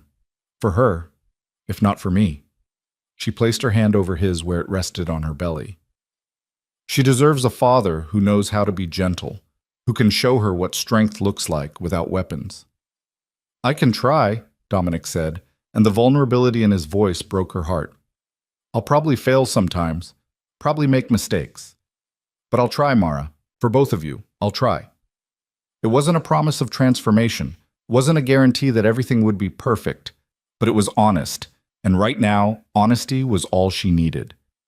"That's enough," she whispered. "Trying is enough." She felt him relax beneath her, some of the terrible tension leaving his body. His hand resumed its slow circles on her back, soothing and tender, and Mara felt herself drifting toward sleep for the first time in days, without fear keeping her awake. "Dominic?" she murmured, half asleep. "Hmm? Don't let me go, not tonight. Just hold me and let me pretend everything's okay." His arms tightened, pulling her impossibly closer. "I've got you, love. I'm not letting go." And for that one night, surrounded by danger but safe in his arms, Mara let herself believe him. She woke sometime before dawn to find Dominic awake beside her, his gray eyes watching her in the dim light filtering through the blinds. "You should be sleeping," she said, her voice rough with sleep. "Can't. Too busy watching you." His finger traced the curve of her cheek. "I keep thinking about how close I came to losing you, to never knowing about our daughter, to spending the rest of my life wondering where you were. But you didn't lose me. I'm here. For 26 more days, then you might walk away forever." Mara pushed herself up on one elbow, studying his face in the half-light. "Do you really think I could walk away now? After everything?" "I don't know. Can you?" The question was raw, unguarded. "Can you really accept who I am, what I do, the world I operate in? Or are we just delaying the inevitable?" She wanted to give him easy reassurance, but they'd both had enough of lies and half-truths. "I don't know either. I know I love you. I know I want to believe we can make this work, but I also know I can't live in constant fear. Can't raise our daughter in a world where violence is always one wrong word away." "What if I walked away?" The word seemed to cost him. "From all of it. The business, the empire, everything that makes me who I am." Mara's breath caught. "You can't mean that." "Why not? If it's a choice between power and you, between my empire and my family, why can't I choose differently?" His hand found hers, lacing their fingers together. "Victor's dead. His allies are scattered. I've consolidated enough power that walking away wouldn't leave a vacuum. I could do it, Mara. I could leave it all behind." "And become who? What would you do, Dominic? You've been building this empire since you were 20 years old. It's not just what you do, it's who you are." "Then maybe it's time to find out who I could be without it." He pulled her hand to his lips, kissed her knuckles. I've been thinking about it all night, about what kind of father I want to be, what kind of husband. And I keep coming back to the same answer. Not this. Not the man who rules through fear and violence. Not the man who makes his wife run in terror. Tears burned in Mara's eyes. You'd really give it all up? For me? For us? For our daughter? For a chance at a life that doesn't end in blood and betrayal? His voice was fierce, certain. I have enough money to never work again. We could go anywhere, be anyone. Start fresh where no one knows Dominic Vale or what he's done. That's a beautiful dream, Mara whispered. But is it realistic? Can you really walk away from that kind of power? And even if you could, what about all the people who depend on you? Your legitimate businesses, the people you employ? The legitimate businesses can be sold or transitioned to professional management. The people will find new jobs. And the illegitimate parts, he paused, jaw tightening, those can burn. I built them. I can tear them down. Mara studied his face, trying to see past the words to the truth underneath. You're serious about this? Completely. He sat up, pulling her with him so they faced each other in the dim light. I've spent the past 10 months realizing what matters. It's not power. It's not empire. It's you. It's the family we could build together if I just have the courage to choose it. And if I asked you not to? If I said I couldn't let you sacrifice everything for me? Then I'd tell you it's not a sacrifice. It's the smartest thing I've ever done. His hands framed her face, thumbs brushing away tears she hadn't realized were falling. Don't you see, Mara? You already saved me once just by loving me. Let me save us both by walking away from the darkness. She wanted to believe him, wanted to imagine a life where they could be normal, safe, free from the violence that had nearly destroyed them. But doubt crept in, insidious and cold. What if you resent me later? What if you wake up in 5 years and hate me for making you give up your empire? You're not making me do anything. This is my choice. His voice was absolute, certain, and I could never resent you for giving me a reason to become someone better. Mara kissed him then, soft and desperate, pouring all her hope and fear and fragile trust into the connection between them. He kissed her back with equal intensity, his hands gentle on her swollen belly, always mindful of their daughter between them. When they finally pulled apart, breathless and shaking, Dominic rested his forehead against hers. 26 days, he repeated. Let me spend them proving I mean this. Let me show you I can dismantle my empire as efficiently as I built it. And at the end, if you still want to leave, I'll sign those papers and let you go. But I'll follow you, Mara. Wherever you go, whatever life you build, I'll be there. Not as Dominic Vale, the crime lord, but as the man who loves you more than power. It was the most terrifying and beautiful thing anyone had ever offered her. Okay, she whispered. Show me. The next morning, Dominic was already on the phone when Mara woke. She could hear his voice from the kitchen, clipped, decisive, nothing like the vulnerable man who'd held her through the night. For a moment, doubt crept in. Had his promises been just words, beautiful lies told in the darkness? Then she heard what he was saying. I want all of it liquidated. The warehouses, the distribution networks, everything that touches the illegal operations. Give the workers severance packages, generous ones. I don't care what it costs. A pause. Yes, I'm certain. No, this isn't temporary. I'm out. Mara stood in the doorway, one hand on her belly, watching him pace the length of the kitchen. He'd showered and changed into fresh clothes that Marcus must have brought, but exhaustion still lined his face. When he saw her, something softened in his expression. I'll call you back, he said into the phone, and ended the conversation. Good morning. You're really doing it, she said, still not quite believing. Dismantling everything. I told you I would. He crossed to her, pulled out a chair at the kitchen table. Sit. You need to eat. I made breakfast. Well, I attempted breakfast. Elena would probably be horrified. She sat, looking at the spread he'd assembled. Scrambled eggs slightly overdone, toast burned at the edges, fresh fruit that looked store-bought rather than prepared. It was possibly the most endearing thing she'd ever seen from a man who usually had staff handling every detail of his life. You cooked, she said, fighting a smile. I burned toast and scrambled eggs. Let's not overstate my accomplishments. He poured her orange juice, set vitamins next to her plate. But I'm learning. Figured our daughter should have a father who knows how to make her breakfast. The casual way he said, our daughter, the domestic normalcy of the moment, it all felt surreal after the violence of the previous night. Mara picked up her fork, tasted the eggs. They were oversalted and rubbery, but she ate them anyway because Dominic Vale had made her breakfast with his own hands, and that mattered more than culinary perfection. What happens now? She asked between bites. With the business, I mean. You can't just walk away without consequences. There will be consequences. People who relied on me for work, for protection, for power, they'll scramble to fill the vacuum. Some of them will succeed.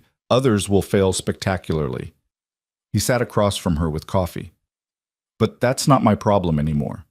I'm choosing you, Mara. I'm choosing our family. Let someone else play king of the underworld. And the legitimate businesses? The restaurants? The real estate holdings? Those I'm keeping, but transitioning to professional management. I'll be an investor, not an operator.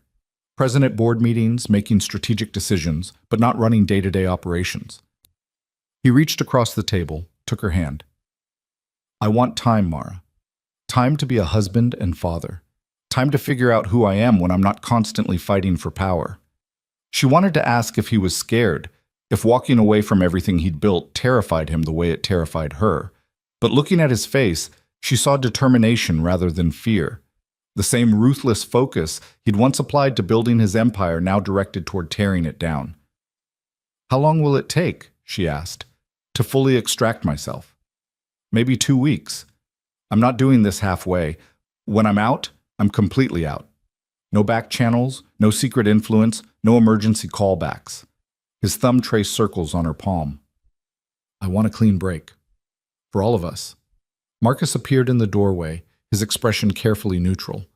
Boss, we need to talk about security protocols. If you're really stepping away, there are people who might see that as opportunity. Then let them see it as opportunity. I'm not interested in holding power through fear anymore. Dominic's voice was firm. Increase security around Mara and the house, but I'm done with preemptive strikes and showing strength. If someone comes at us directly, we defend. Otherwise, we let it go. Marcus looked like he wanted to argue, but thought better of it. Understood. I'll brief the team. After he left, Mara studied Dominic with new eyes. You're really changing everything. I'm trying to become the man you need me to be, the man our daughter deserves. He stood, pulled her gently to her feet. Come on. There's something I want to show you. He led her to the safe house's second bedroom, which she'd assumed was just another sleeping space. Instead, she found it transformed. The bed pushed against one wall, and in the center of the room, boxes upon boxes of baby supplies. A crib still in its packaging, a changing table, stacks of tiny clothes and soft pastels, blankets and toys, and more items than one baby could possibly need. When did you... Mara's voice caught. Last night, after you fell asleep. I called a 24-hour service, had them deliver everything. He moved to the crib box, running his hand over the packaging. I realized I'd missed so much already. Didn't want to miss preparing a space for her. Even if it's just temporary, even if we move back to the house or somewhere else entirely, I wanted her to have a room. Tears spilled down Mara's cheeks. She'd been so focused on survival, on making it through each day, that she hadn't let herself think about nurseries and baby preparations. Seeing it all here, purchased by a man trying desperately to prove he could be a father, broke something open inside her. You really mean this, she whispered. All of it. The walking away, the changing, the becoming someone different. I've never meant anything more in my life. He crossed to her, wiped her tears with gentle thumbs. I know I can't undo the past, can't erase who I was or what I've done, but I can choose who I become from here. And I choose this. Choose you. Choose our daughter. Choose a life that doesn't end in violence. Mara pulled him down into a kiss that tasted like salt and hope and new beginnings. When they broke apart, she rested her hand on her belly, feeling their daughter's movement beneath her palm. She's kicking, she said softly. Want to feel? Dominic's hands covered hers, and his expression transformed as he felt the baby move, wonder and joy and something that looked like reverence. She's strong. Like her father, Mara covered his hands with hers, but hopefully with better judgment about who to trust. Hopefully with her mother's courage and her father's stubbornness. He pressed a kiss to Mara's forehead. 25 days left. Let me keep proving I can do this. The days that followed were unlike anything Mara had experienced in their relationship. Dominic threw himself into dismantling his empire with the same intensity he'd once used to build it, but now he made sure she was part of the process. He showed her the contracts being dissolved, the assets being sold, the people being compensated. He was transparent in a way he'd never been before, letting her see the machinery of his world as he systematically took it apart. But he also made time, real time, not the stolen moments between meetings that had characterized their marriage. He cooked breakfast every morning, getting marginally better with each attempt. He insisted on attending another doctor's appointment where Dr. Mitchell pronounced both Mara and the baby healthy and thriving. He sat with her in the evenings, reading pregnancy books and asking questions about childbirth that ranged from practical to absurd. "It says here the baby can hear us," he said one night, looking up from a book about fetal development. "Should we be reading to her?" "If you want to," Mara said, amused by his earnestness. So he read, not children's books because they didn't have any yet, but whatever was at hand. Business journals, the news. Once, memorably, the instruction manual for assembling the crib. Their daughter was going to be born knowing corporate jargon and furniture assembly terminology. On the 5th day, Sarah Chen called. Mara stared at her phone, surprised to see the name after so many months of silence. "It's okay," Dominic said, looking up from his laptop where he was reviewing the sale of a warehouse. "Answer it. You don't have to hide anymore." Mara accepted the call with shaking hands. "Sarah?" "Oh my God, Mara!" Sarah's voice was thick with tears. "I've been so worried. Dominic said you were back, that you were safe, but I needed to hear your voice." "I'm okay. We're okay." "We?" Sarah's voice rose with excitement. Is there a baby?" Mara laughed despite herself. 7.5 months pregnant. A girl. The squeal that came through the phone made her pull it away from her ear. Dominic grinned from across the room, clearly hearing Sarah's reaction. They talked for an hour, Sarah catching her up on the charity work, the people who'd asked about her, the gala that had been postponed indefinitely when Mara disappeared. It felt like coming home to a part of herself she'd thought lost forever. When she finally hung up, Dominic was watching her with a soft expression. "That sounded good," he said. "It was. I missed her, missed having friends." Mara set her phone down. "I didn't realize how isolated I'd become until I was gone." "That's changing, all of it." He closed his laptop, gave her his full attention. "I want you to have your life back, Mara. Your friends, your work, your independence. I don't want to be the man who makes you small." "You never meant to, but your world is—" She paused, searching for words. "Overwhelming, all-consuming. It's hard to maintain an identity when you're married to someone like you." "Someone like me," he repeated. "A crime lord, a killer, a man who rules through fear." "Someone powerful," she corrected gently.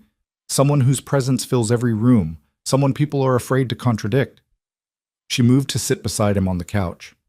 "I love you, Dominic. But loving you has always felt like standing too close to the sun, beautiful and dangerous and likely to burn. Then I need to learn how to be less sun and more— What? What do you need me to be?" "Just a man, my husband, our daughter's father." She took his hand, placed it on her belly where the baby was doing acrobatics. "Not Dominic Vale, the legend, just Dominic." "I don't know if I know how to be just Dominic." "Then we'll figure it out together." She leaned her head on his shoulder. 21 days left. You're doing better than I expected." "High praise," he said dryly, but she could hear the smile in his voice. On day 12, Celeste Rowan showed up at the safe house. Marcus intercepted her at the door, his hand on his weapon, but she raised her hands in a gesture of peace. "I need to speak with Dominic. It's important." Dominic appeared behind Marcus, his expression going cold when he saw who it was. Celeste had been a business partner, a trusted ally in several ventures. She was also beautiful, ambitious, and had made no secret of her interest in Dominic during his marriage to Mara. "What do you want, Celeste?" His voice could have frozen water. 5 minutes of your time, please." She glanced at Marcus, at the obvious security, and something flickered in her expression. "I heard about Victor. About you stepping away from the business. I need to know if it's true. It's true. And it doesn't concern you. But it does. Because I was part of it. The admission came out rushed, desperate. Victor approached me 6 months ago. Said he needed help with a delicate situation. Said you were making mistakes because of Mara. That she was making you weak. That the business needed leadership that wasn't compromised by emotion. Mara appeared in the hallway, drawn by the conversation.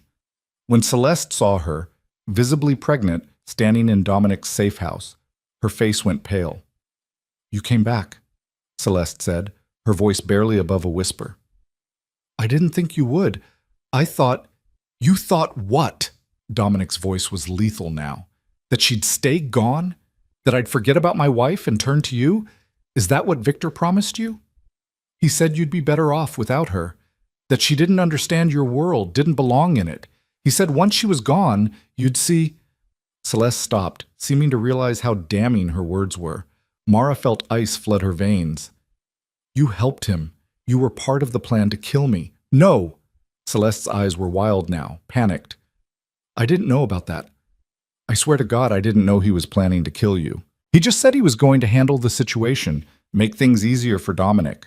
I thought he meant bribing you to leave or something, not murder." "But you didn't ask questions," Dominic said, his voice soft and dangerous. "You didn't think to question what handling the situation meant. You just went along with Victor's plan because you wanted what I had with Mara." "I'm sorry." Tears streamed down Celeste's face. "I'm so sorry. I came here to tell you everything, to make it right. I heard you killed Victor, and I knew I had to confess before you found out another way."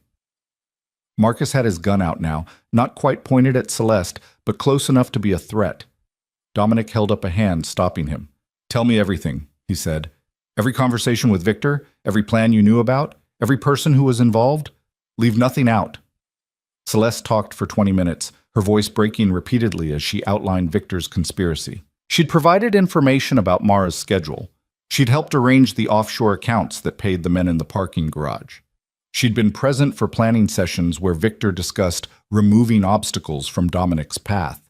But she swore, and Mara found herself believing her, that she hadn't known the obstacle was going to be removed permanently. She'd thought Victor meant bribery, intimidation, maybe a scandal that would drive Mara away, not assassination. When she finished, the silence was crushing. "I could kill you right now," Dominic said conversationally. "Marcus would help me hide the body. No one would ask questions. You'd just disappear, another casualty of the business." Celeste nodded, tears still streaming. "I know, I deserve it." "You do," Mara said, surprising herself by speaking. "You helped a man plan to destroy my life because you wanted my husband. That's unforgivable." "I know," Celeste whispered. "But I'm not going to let Dominic kill you," Mara continued, moving to stand beside her husband. "Not because you deserve mercy, but because we're done with that life. Done with violence and revenge and blood." Dominic looked at her, surprise flickering across his features. "Mara?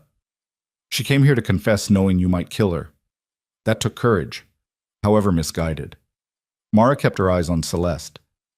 "So here's what's going to happen. You're going to give Marcus a full written statement detailing everything you told us. Then you're going to leave this city and never come back.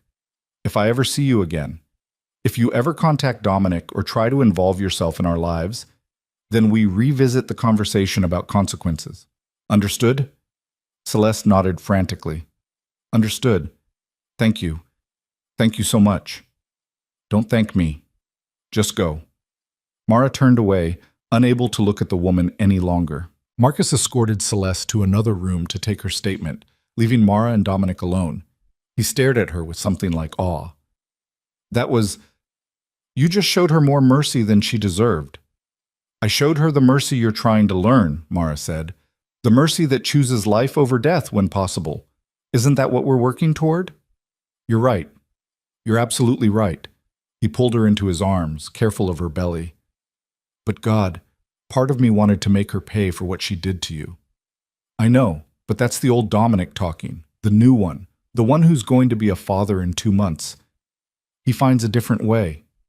He pressed his face into her hair, breathing deeply. I love you. Have I told you that today? Not in the last few hours. I love you. You make me want to be better than I am, better than I ever thought I could be. They stood like that for a long moment, wrapped in each other, until Marcus returned with a thick envelope. Her statement, he said, handing it to Dominic. Detailed, signed, notarized. And she's on a plane to Seattle in 3 hours. Said she has family there. Good. Dominic set the envelope aside without opening it. Make sure she actually leaves. If she's still in the city by midnight, we have a different conversation. On it, boss. After Marcus left, Mara touched Dominic's face. That was the right choice. Was it? She nearly got you killed. But she didn't. I'm here. We're here. And our daughter deserves to be born into a world where her parents choose mercy when they can. She smiled slightly. Even when it's hard, especially when it's hard. 18 days left, Dominic said. Am I passing your test? This isn't a test. It's us figuring out how to be together without destroying each other. She kissed him softly. But yes, you're doing better than I dared hope. The next week brought more changes. Dominic finalized the sale of his last illegal operation, transferring the proceeds to a legitimate investment portfolio. He hired a team of professional managers for his remaining businesses, making it clear he'd be a silent partner rather than an active operator. He met with lawyers to restructure everything, to build walls between his past and his future. And he was there, present, attentive, learning how to be the kind of husband Mara needed. He listened when she talked about her fears for the birth. He held her when pregnancy hormones made her cry over commercials. He rubbed her swollen ankles and brought her ice cream at midnight and read their daughter stories about dragons and princesses. Dr. Mitchell called it nesting when Dominic insisted on assembling the crib himself, refusing help even when he couldn't figure out the instructions. It took him 4 hours and 3 separate attempts, but when he finally finished, he stood back with such pride that Mara had to photograph it. Our daughter's first piece of furniture, he said, built by her father who had absolutely no idea what he was doing. It's perfect, Mara said, running her hand along the smooth wood. She's going to love it. She's going to destroy it in 2 years and we'll need to buy a toddler bed, Dominic corrected, but he was smiling. That's what the books say happens. You've been reading the books? All of them, multiple times. I'm terrified, Mara. Absolutely terrified that I'm going to be a terrible father. She crossed to him, wrapped her arms around him as much as her belly would allow. You're going to be a wonderful father. You've already proven that. How? By assembling furniture? By trying? By caring enough to be terrified? By reading every book and asking every question and wanting to do this right? She pulled back to look at him. Bad fathers don't worry about being bad fathers. They just are. That's circular logic. But it's true. She kissed him. Trust me on this. Our daughter is lucky to have you. On day 16, they moved back to the main house. The threat from Victor's allies had faded as word spread that Dominic Vale was out of the business. The safe house had served its purpose, but now they needed space, real space to prepare for the baby. The mansion felt different this time, less like a fortress and more like a home. Dominic had made changes while Mara was away. Warmer furniture in the living room, photographs on the walls, plants that Elena tended with maternal care. The guest room Mara had used before was being transformed into a nursery. I wanted to wait, Dominic said, showing her the plans. Wanted you to help choose colors and furniture and all the things I don't understand. But I had the walls painted neutral and the floors redone. The rest we can do together. Together. The word felt revolutionary. They spent the next days making decisions side by side, arguing good-naturedly over whether the curtains should be cream or pale yellow, debating the merits of different rocking chairs, assembling furniture, and laughing when pieces didn't fit quite right. It was domestic and normal, and everything Mara had craved during their marriage. Sarah came to visit, bringing gifts and exclaiming over the nursery. She pulled Mara aside while Dominic was carrying boxes upstairs. He's different, she said quietly. I don't know what happened between you two, but he's softer somehow, more human. He's trying to be the man he thinks I need, Mara said. And is he the man you need? Mara looked toward the stairs where she could hear Dominic talking to Marcus about furniture placement. He's getting there. We both are. On day 20, Dominic took her back to the doctor. Doctor. Mitchell did a full examination, measured the baby, checked all the vital signs. Everything looked perfect. The baby was the right size, positioned correctly, showing no signs of distress. You're at 34 weeks now, Dr. Mitchell said. Getting close. I want to see you weekly from here on out. And Mara, I have to say, your stress levels are much better than they were. Whatever you're doing, keep doing it. In the car on the way home, Dominic reached for her hand. 10 days left. I know. Have you thought about what you want to do at the end of the 30 days? Mara looked at their joined hands, at the man who'd torn apart his empire to prove his love, at the father who'd read baby books until he could recite them from memory. I think I stopped counting somewhere around day 50. Does that mean? It means I want to try, Dominic. Really try. Not for 30 days, but for however long it takes to get this right. She squeezed his fingers. You've proven you can change. Now, I need to prove I can trust that change. She saw him swallow hard, saw moisture gleam in his eyes. That's all I needed to hear. But 3 days later, on day 23, everything changed. Mara was in the nursery, organizing baby clothes by size, when the first pain hit. It was sharp, sudden, radiating from her lower back around to her belly, with enough force to make her gasp. She grabbed the edge of the changing table, breathing through it, telling herself it was just Braxton Hicks, the false labor pains Dr. Mitchell had warned about. Then her water broke. She stared at the puddle on the floor, her mind refusing to process what was happening. 6 weeks early. Too early. The baby wasn't supposed to come yet. Dominic! Her voice came out shaky, panicked. Dominic! He was there in seconds, Marcus right behind him. He took one look at her face, at the water on the floor, and went absolutely pale. She's coming, Mara said, another contraction hitting hard enough to double her over. The baby's coming now. Dominic's face went from pale to determined in the space of a heartbeat. He crossed to Mara in 2 strides, catching her as another contraction made her knees buckle. Okay, we're okay, he said, and she could hear him forcing calm into his voice even though his hands shook slightly as he supported her. Marcus, get the car. Call Dr. Mitchell and tell her we're coming in. Tell her Mara's water broke and the contractions are already close together. 6 weeks early, Mara gasped, gripping his arms as the pain rolled through her. Dominic, it's too early. Something's wrong. Nothing's wrong. Babies come early sometimes. Dr. Mitchell said you and the baby are both healthy. He was already guiding her toward the stairs, moving carefully, supporting most of her weight. We're going to get you to the hospital and everything's going to be fine. The ride to the hospital was a blur of pain and fear. Contractions hit every 3 minutes, each one stronger than the last. And Mara found herself crushing Dominic's hand in a grip that would have made him wince if he'd been paying attention to anything other than her face. Breathe, love, he kept saying, his voice steady, even though his eyes were wild with concern. In through your nose, out through your mouth, just like we practiced. We never practiced, Mara panted. We were supposed to take classes. We were supposed to have time. Then we're improvising. Breathing, Mara. Focus on breathing. She tried, but panic kept overwhelming her. 6 weeks early. What if the baby's lungs weren't developed enough? What if there were complications? What if she'd waited too long to come back? Too long to get proper prenatal care?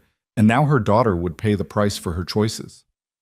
Stop, Dominic said firmly, cupping her face and forcing her to meet his eyes. I can see you spiraling. Stop. Our daughter is strong. She's a fighter, just like her mother. She's going to be fine. You don't know that. I do know that. Because I've watched you survive things that would have broken anyone else. I've seen you face down threats and danger and walk away stronger. Our daughter has your strength, Mara. She's going to be just fine. The conviction in his voice steadied her somehow. She nodded, squeezed his hand, and tried to focus on breathing through the next contraction. Dr. Mitchell was waiting when they arrived at the hospital, already in scrubs, her calm professionalism an anchor in the chaos. She examined Mara quickly, efficiently, while Dominic hovered at her shoulder looking like he might murder anyone who caused his wife additional pain. You're already at 6 centimeters, Dr. Mitchell said. This baby is in a hurry. We're going to get you set up in a delivery room and monitor both of you closely. The baby's early, but not dangerously so. 34 weeks gives us good odds for a healthy delivery. Good odds isn't certain, Dominic said, his voice tight. Nothing in childbirth is certain, Mr. Vale. But Mara is healthy, the baby has been developing well, and we have an excellent neonatal team standing by if needed. She looked at Mara. How are you feeling about pain management? We still have time for an epidural if you want one. Mara had read all the literature, had imagined going through labor naturally, proving she was strong enough to handle it. But another contraction hit and she heard herself say, "Yes, please, whatever you recommend." The next 2 hours were a strange mix of intensity and waiting. The epidural helped with the pain, but left her feeling disconnected from her own body, watching the monitors that tracked her contractions and the baby's heartbeat like they belonged to someone else. Dominic never left her side, holding her hand, wiping her forehead with a cool cloth, murmuring encouragement that ranged from sweet to absurd. "You're doing amazing," he said during one particularly strong contraction. "Absolutely amazing. I'm in awe of you." "I'm not doing anything," Mara said, her voice slurred from exhaustion. "The epidural is doing everything. You're growing our daughter and bringing her into the world. That's everything." He pressed a kiss to her knuckles. "You're the strongest person I've ever known." Elena arrived at some point, having been called by Marcus. She brought a bag with items Mara hadn't even thought about. A going-home outfit for the baby, toiletries, a change of clothes. She fussed over both of them with maternal efficiency before Dr. Mitchell shooed her to the waiting room. "Family only in here," the doctor said, though her tone was kind. "She's family," Mara said, but Elena was already backing toward the door. "I'll wait outside and pray," she said. "You focus on that beautiful baby." The labor progressed steadily, 7 centimeters, 8, 9. Each examination brought them closer to the moment Mara was both desperate for and terrified of. What if something went wrong? What if the baby needed immediate medical intervention? What if— "Stop thinking," Dominic said, reading her expression. "I can see every worry crossing your face. Just focus on right now, this moment, nothing else." "I'm scared," she admitted. "Me too." The raw honesty in his voice made her look at him. "I'm absolutely terrified. But we're doing this together, and whatever happens, we face it together." At 10 centimeters, Dr. Mitchell's demeanor shifted from monitoring to active coaching. "Okay, Mara. Next contraction, I need you to push. Dad, you're going to help support her. Ready?" Dominic moved into position, one arm around Mara's shoulders, his other hand gripping hers. His face was close to hers, his breath warm on her cheek. "You've got this," he whispered. "We've got this." The next contraction built like a wave, and Dr. Mitchell's voice cut through the fog. "Now, Mara, push. Good. That's good. Keep going." Pushing was simultaneously the hardest and most natural thing Mara had ever done. Her body took over, instinct overwhelming conscious thought, and she bore down with everything she had. Dominic counted for her, his voice steady and sure, and when the contraction ended, she collapsed back against the pillows. "Excellent," Dr. Mitchell said. "I can see the head. A few more pushes and we'll have a baby." A few more turned into 7 more contractions, 7 more rounds of pushing until Mara thought she couldn't possibly continue. Her body was beyond exhausted, beyond pain, operating on some primal level she hadn't known existed. "One more," Dr. Mitchell said. "One more big push and she's here. Come on, Mara, meet your daughter." Dominic's forehead pressed against hers, his voice rough with emotion. "One more, love. You can do this. Bring our girl into the world." The final contraction hit, and Mara pushed with everything she had left, every ounce of strength, every reserve of determination, every bit of love she felt for this tiny person who'd been growing inside her. She felt the moment the baby slipped free, heard Dr. Mitchell's exclamation of satisfaction, and then silence. Terrible, crushing silence where there should have been crying. Mara's heart stopped. She tried to sit up, tried to see, but Dominic's arm kept her steady, while his own face had gone absolutely white. "Why isn't she crying?" Mara's voice was barely above a whisper. "Dominic, why isn't she crying?" Dr. Mitchell was working quickly, efficiently, suctioning the baby's nose and mouth. The neonatal team that had been standing by moved in, their presence both reassuring and terrifying. "Come on, sweetheart," Dr. Mitchell murmured. "Come on, baby girl. Let me hear you." The seconds stretched into eternity. Mara watched Dominic's face, saw tears streaming down his cheeks, saw his lips moving in what might have been prayer or plea. Her hand found his, gripped so tight she could feel bones grinding. Then, a cough, a sputter, and finally, gloriously, a thin wail that built into a full-throated cry of outrage. "There she is," Dr. Mitchell said, her own voice thick with emotion. "There's our fighter." Relief crashed over Mara so intensely she started sobbing. Dominic was crying too, his face buried in her neck, his shoulders shaking. They clung to each other while their daughter announced her presence to the world with increasingly furious screams. "She's small, but she's breathing on her own," Dr. Mitchell said, bringing the baby over. 5 pounds, 2 ounces, 15 inches long, perfect APGAR scores. She placed the tiny, squalling bundle on Mara's chest. "Meet your daughter." Nothing could have prepared Mara for the moment she first looked at her daughter's face. Tiny, red, furious at being removed from her warm cocoon, and absolutely perfect. She had dark hair plastered to her head, unfocused eyes that might turn gray like Dominic's, and the most beautiful fingers Mara had ever seen. "Oh," was all Mara could manage. "Oh, she's perfect," Dominic finished, his voice breaking. "She's absolutely perfect." He touched the baby's hand with one finger, and impossibly tiny fingers wrapped around his, gripping with surprising strength. Something in Dominic's expression cracked open, all the walls he'd built over years of survival and violence crumbling in the face of this 6-pound miracle. "Hello, little one," he whispered. "I'm your dad. I'm going to do my best by you. I promise." The baby's cries had settled into small, mewling sounds. She turned her head toward Mara's chest, instinct already driving her to seek food and comfort. Dr. Mitchell helped Mara adjust, guiding the baby to nurse for the first time. "She knows exactly what to do," the doctor said with satisfaction. "Strong, healthy, and clearly determined, just like her parents." For the next few minutes, the world narrowed to the three of them. Mara, Dominic, and their daughter, learning how to be a family. The medical team worked around them, delivering the placenta and monitoring Mara's condition, but it all felt distant and unimportant compared to the tiny person in her arms. "We need a name," Dominic said eventually, stroking the baby's dark hair with trembling fingers. "We can't keep calling her the baby." They'd discussed names during the past weeks, but never settled on anything. Nothing had felt right. Or maybe they'd both been afraid to make it too real before they were sure they could make their marriage work. "Elena," Mara said softly. "I want to name her Elena." Dominic looked up, surprise flickering across his face. After the woman who took care of me when I felt most alone, who kept your house running and your life in order, who prayed for us both." Mara looked down at her daughter. "Elena Rose Vale, if that's okay with you." "It's more than okay." He pressed a kiss to Mara's temple. "It's perfect. She's perfect. You're perfect. I'm exhausted and probably look terrible.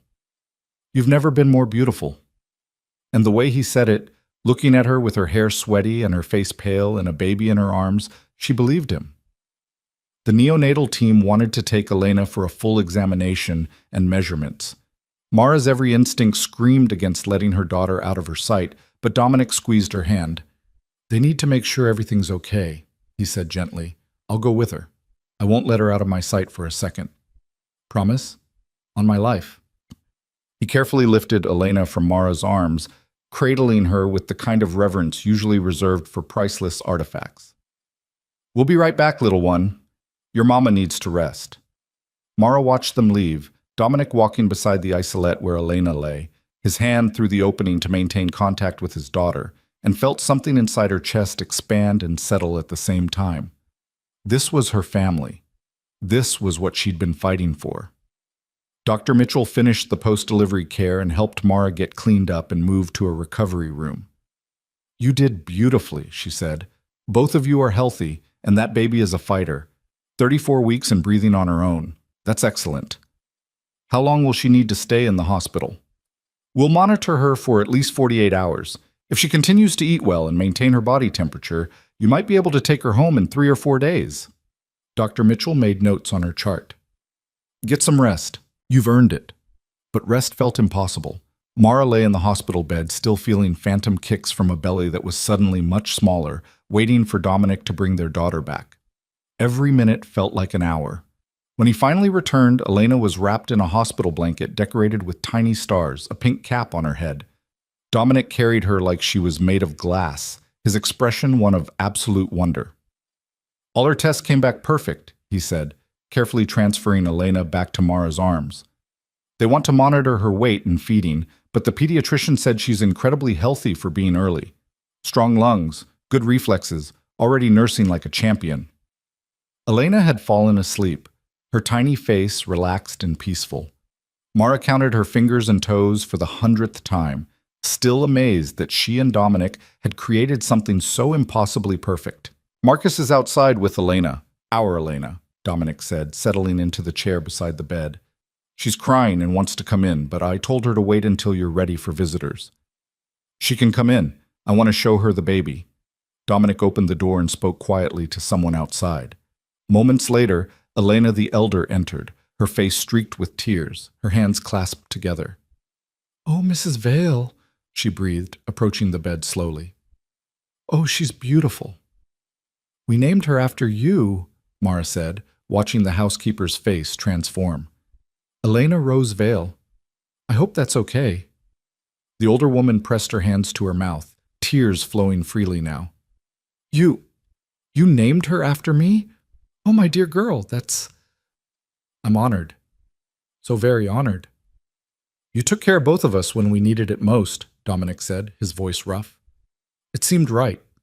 Elena Sr. reached out a hesitant hand, and Mara shifted the baby so she could see her tiny namesake's face.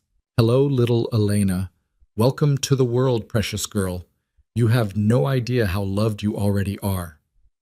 The older woman stayed for only a few minutes before excusing herself to let Mara rest, but the joy on her face stayed with them long after she left. Over the next few hours, a steady stream of visitors came and went. Sarah arrived with flowers and tears, holding baby Elena with the kind of reverence that suggested she understood exactly how miraculous this moment was. Marcus stopped by to verify the security arrangements Dominic had made for the hospital room. Even Thomas, the driver, poked his head in to offer congratulations. But eventually, the visitors left, and the hospital settled into nighttime quiet. Nurses came and went, checking Mara's vitals and helping with feedings. But mostly it was just the three of them in the dimly lit room. Dominic had pulled his chair close to the bed, close enough that he could watch both Mara and Elena with the kind of intensity that might have been overwhelming if it hadn't been so full of love. "I can't stop looking at her," he admitted. "I keep thinking if I look away, this will all turn out to be a dream." "I know the feeling." Mara adjusted Elena in her arms, marveling at how someone so small could feel so heavy with importance. "Everything I was afraid of, the pain, the complications, whether I could do this, none of it matters now. She's here, and she's perfect. You were amazing. Watching you bring her into the world." He stopped, his voice catching. "I've never been more proud of anyone in my life." "Even though she came early and scared us both half to death?" "Especially because of that. She's already proving she does things on her own timeline." He reached out, traced Elena's tiny ear with one finger. "She gets that from you."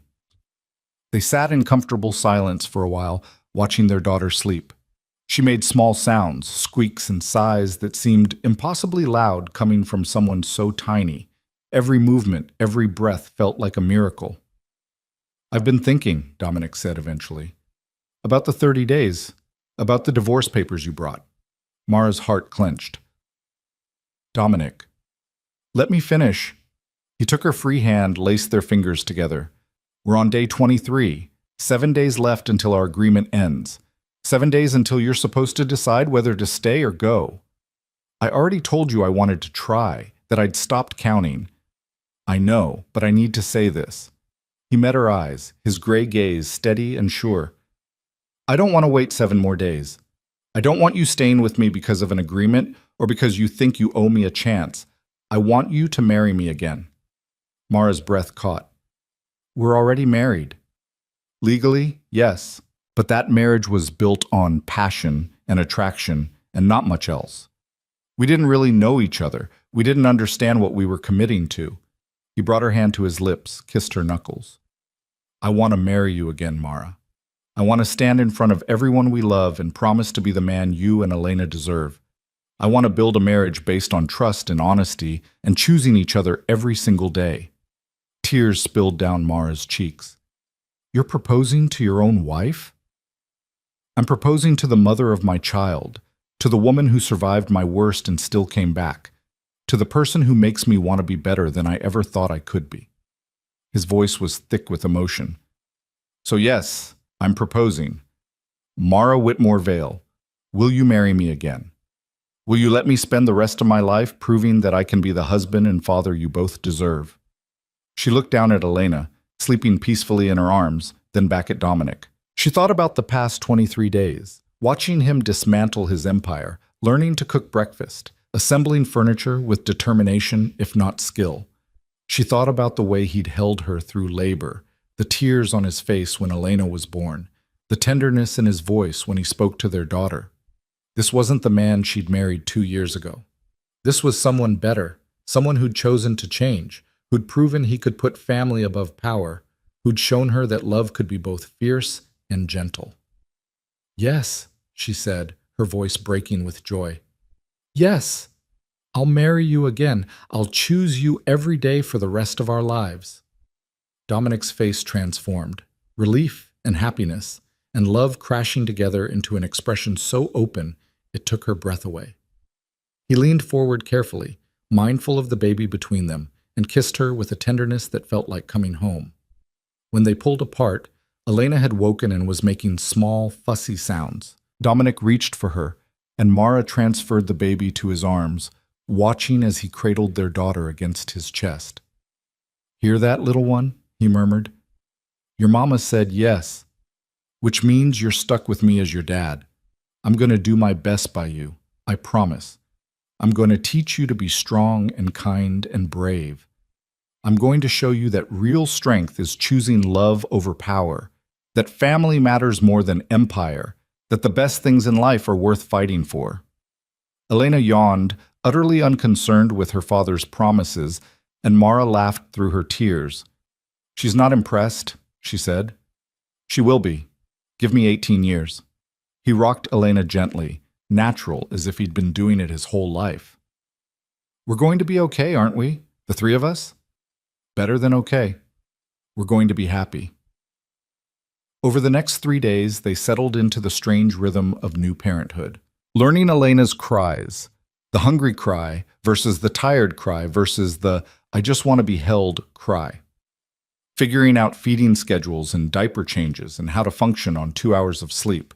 Mara's body ached and healing was slower than she'd expected.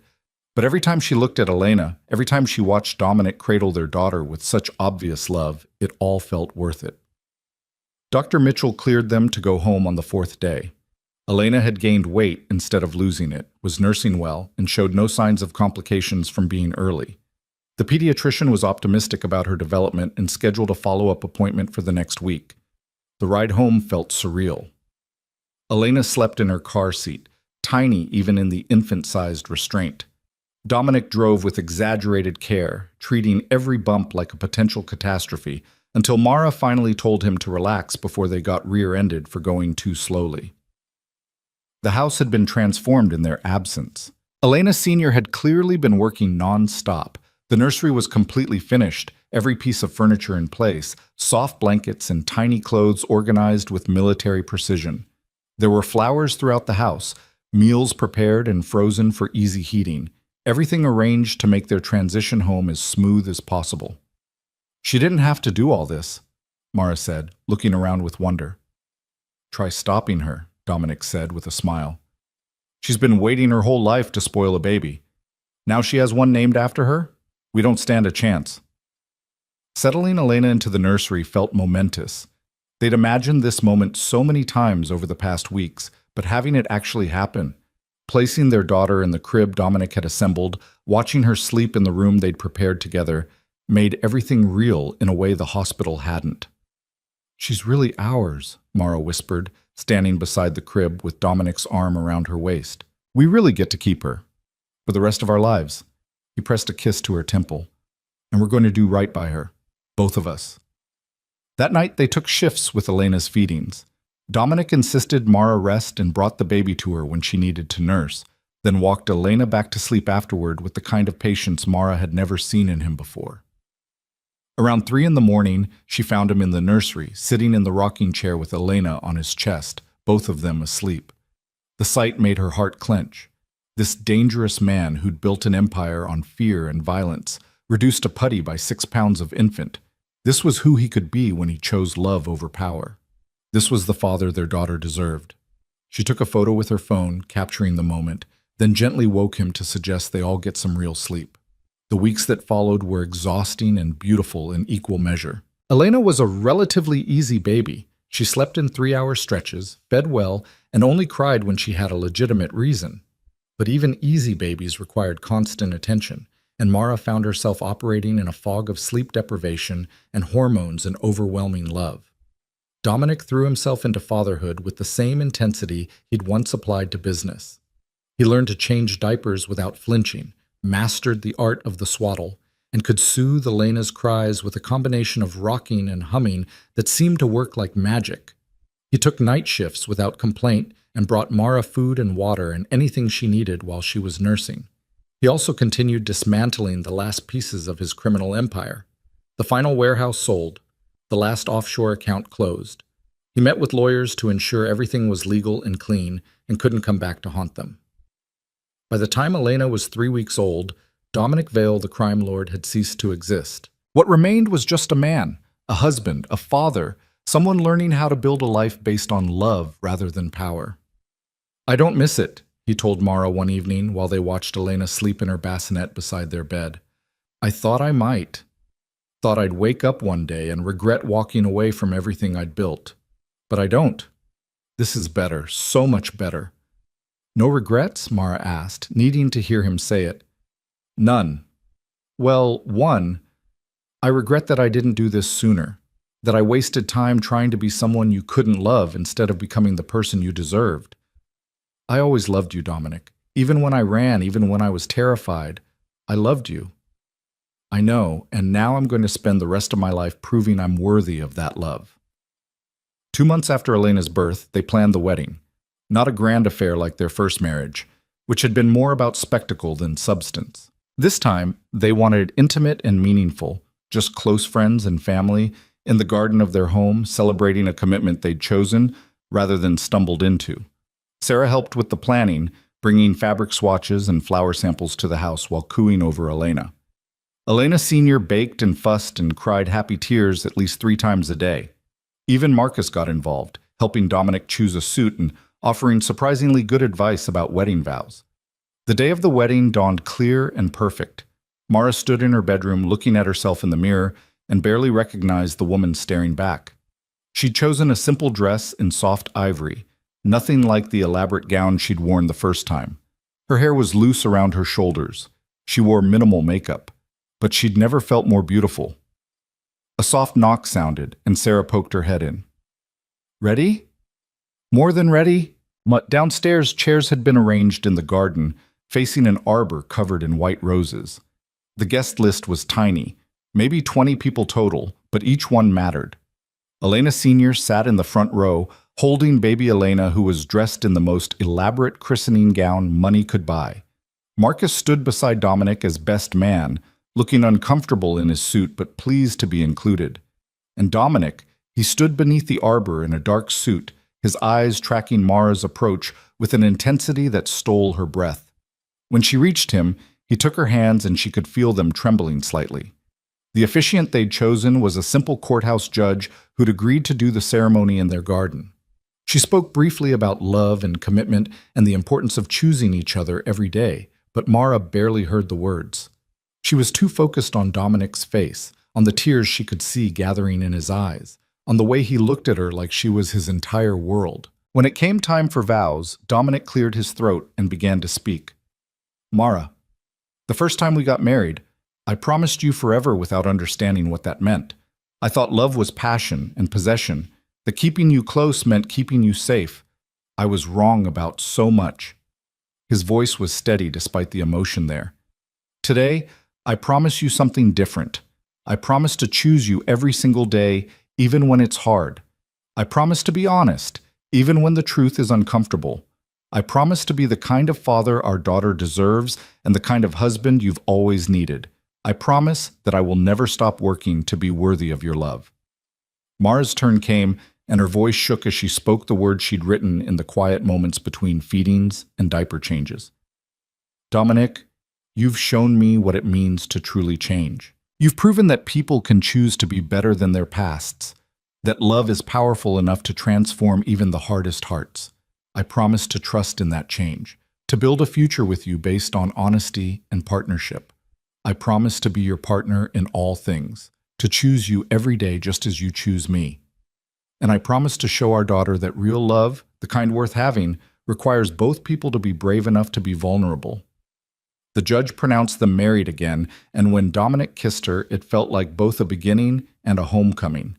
Their guests applauded, and baby Elena chose that moment to let out a wail of protest that made everyone laugh.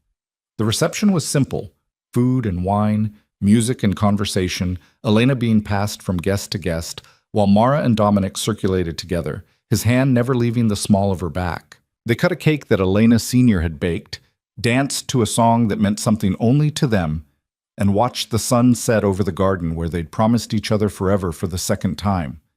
Later, after the guests had left and the house had settled into quiet, they stood in Elena's nursery watching their daughter sleep. She'd grown so much in just 2 months, her face filling out, her features becoming more defined, her personality starting to emerge. She was curious and determined, easy to smile and quick to voice her displeasure, and already had both her parents wrapped around her tiny fingers. "We did it," Mara said softly. "We actually made it work." "We're still making it work," Dominic corrected. "Every day. But, yeah, we're doing it together." He pulled her closer, pressed a kiss to her hair. "Thank you for coming back, for giving us another chance, for believing I could change. Thank you for changing, for choosing us over everything else." She leaned into him, watching their daughter's chest rise and fall with each breath. "I love you, Dominic Vale. Both versions of you, the one I married and the one you became. I love you too, more than I have words for." Elena stirred in her sleep, one tiny fist escaping her swaddle to wave in the air. Without waking, she settled again, completely secure in the knowledge that she was safe and loved and wanted, just like her parents had finally learned to be. 6 months later, Mara sat in her home office, the same room where she'd once tried to build an identity separate from being Dominic's wife, working on a grant proposal for the children's charity she'd rejoined. Elena played on a blanket nearby, rolling from back to front with the determination of someone who'd recently mastered the skill and wanted to practice it constantly. Dominic appeared in the doorway with coffee, a habit he'd developed of bringing her afternoon pick-me-ups when he knew she was working. "How's the proposal going?" he asked, setting the mug on her desk. "Good. Sarah thinks we have a real shot at the funding." She saved her work and turned to find him watching Elena with the same expression of wonder he'd had since the day she was born. "You still can't believe she's real, can you?" "Not even a little bit." He sat on the floor beside the blanket, immediately becoming Elena's favorite playground as she crawled toward him with delighted squeals. "Some days I wake up and think I'm going to find out this was all a dream, that you're still gone, that I'm still the man I was. But you're not. You're exactly who you chose to become." Mara joined them on the floor, completing their small circle. "And we're exactly where we're supposed to be." Elena grabbed her father's finger and tried to pull it to her mouth, gumming at it with the intensity of someone who was definitely teething. Dominic made exaggerated faces that made her giggle, and Mara's heart felt so full it might burst. This was what they'd fought for, what they'd survived for. Not the grand gestures or the dramatic declarations, but these quiet moments of being a family. These ordinary, extraordinary days of learning to love each other without fear or violence or the weight of an empire between them. The divorce papers sat in a drawer somewhere, unsigned and unnecessary. They'd never speak of them again. Instead, they had wedding photos from a ceremony that mattered, commitment vows that were honest, and a future built on choice rather than chance. They had a daughter who would grow up knowing that real strength meant changing when necessary, that love required courage, and that family was worth any sacrifice. They had each other, flawed and fighting and choosing to stay despite how hard it sometimes was. And in the end, that was all that mattered. Not power or empire or the past that had nearly destroyed them. Just this: a man, a woman, and the baby they'd created together, building something better than either of them had known they deserved. The divorce that was supposed to end everything had instead saved them both. And they lived that truth every single day, completely and forever.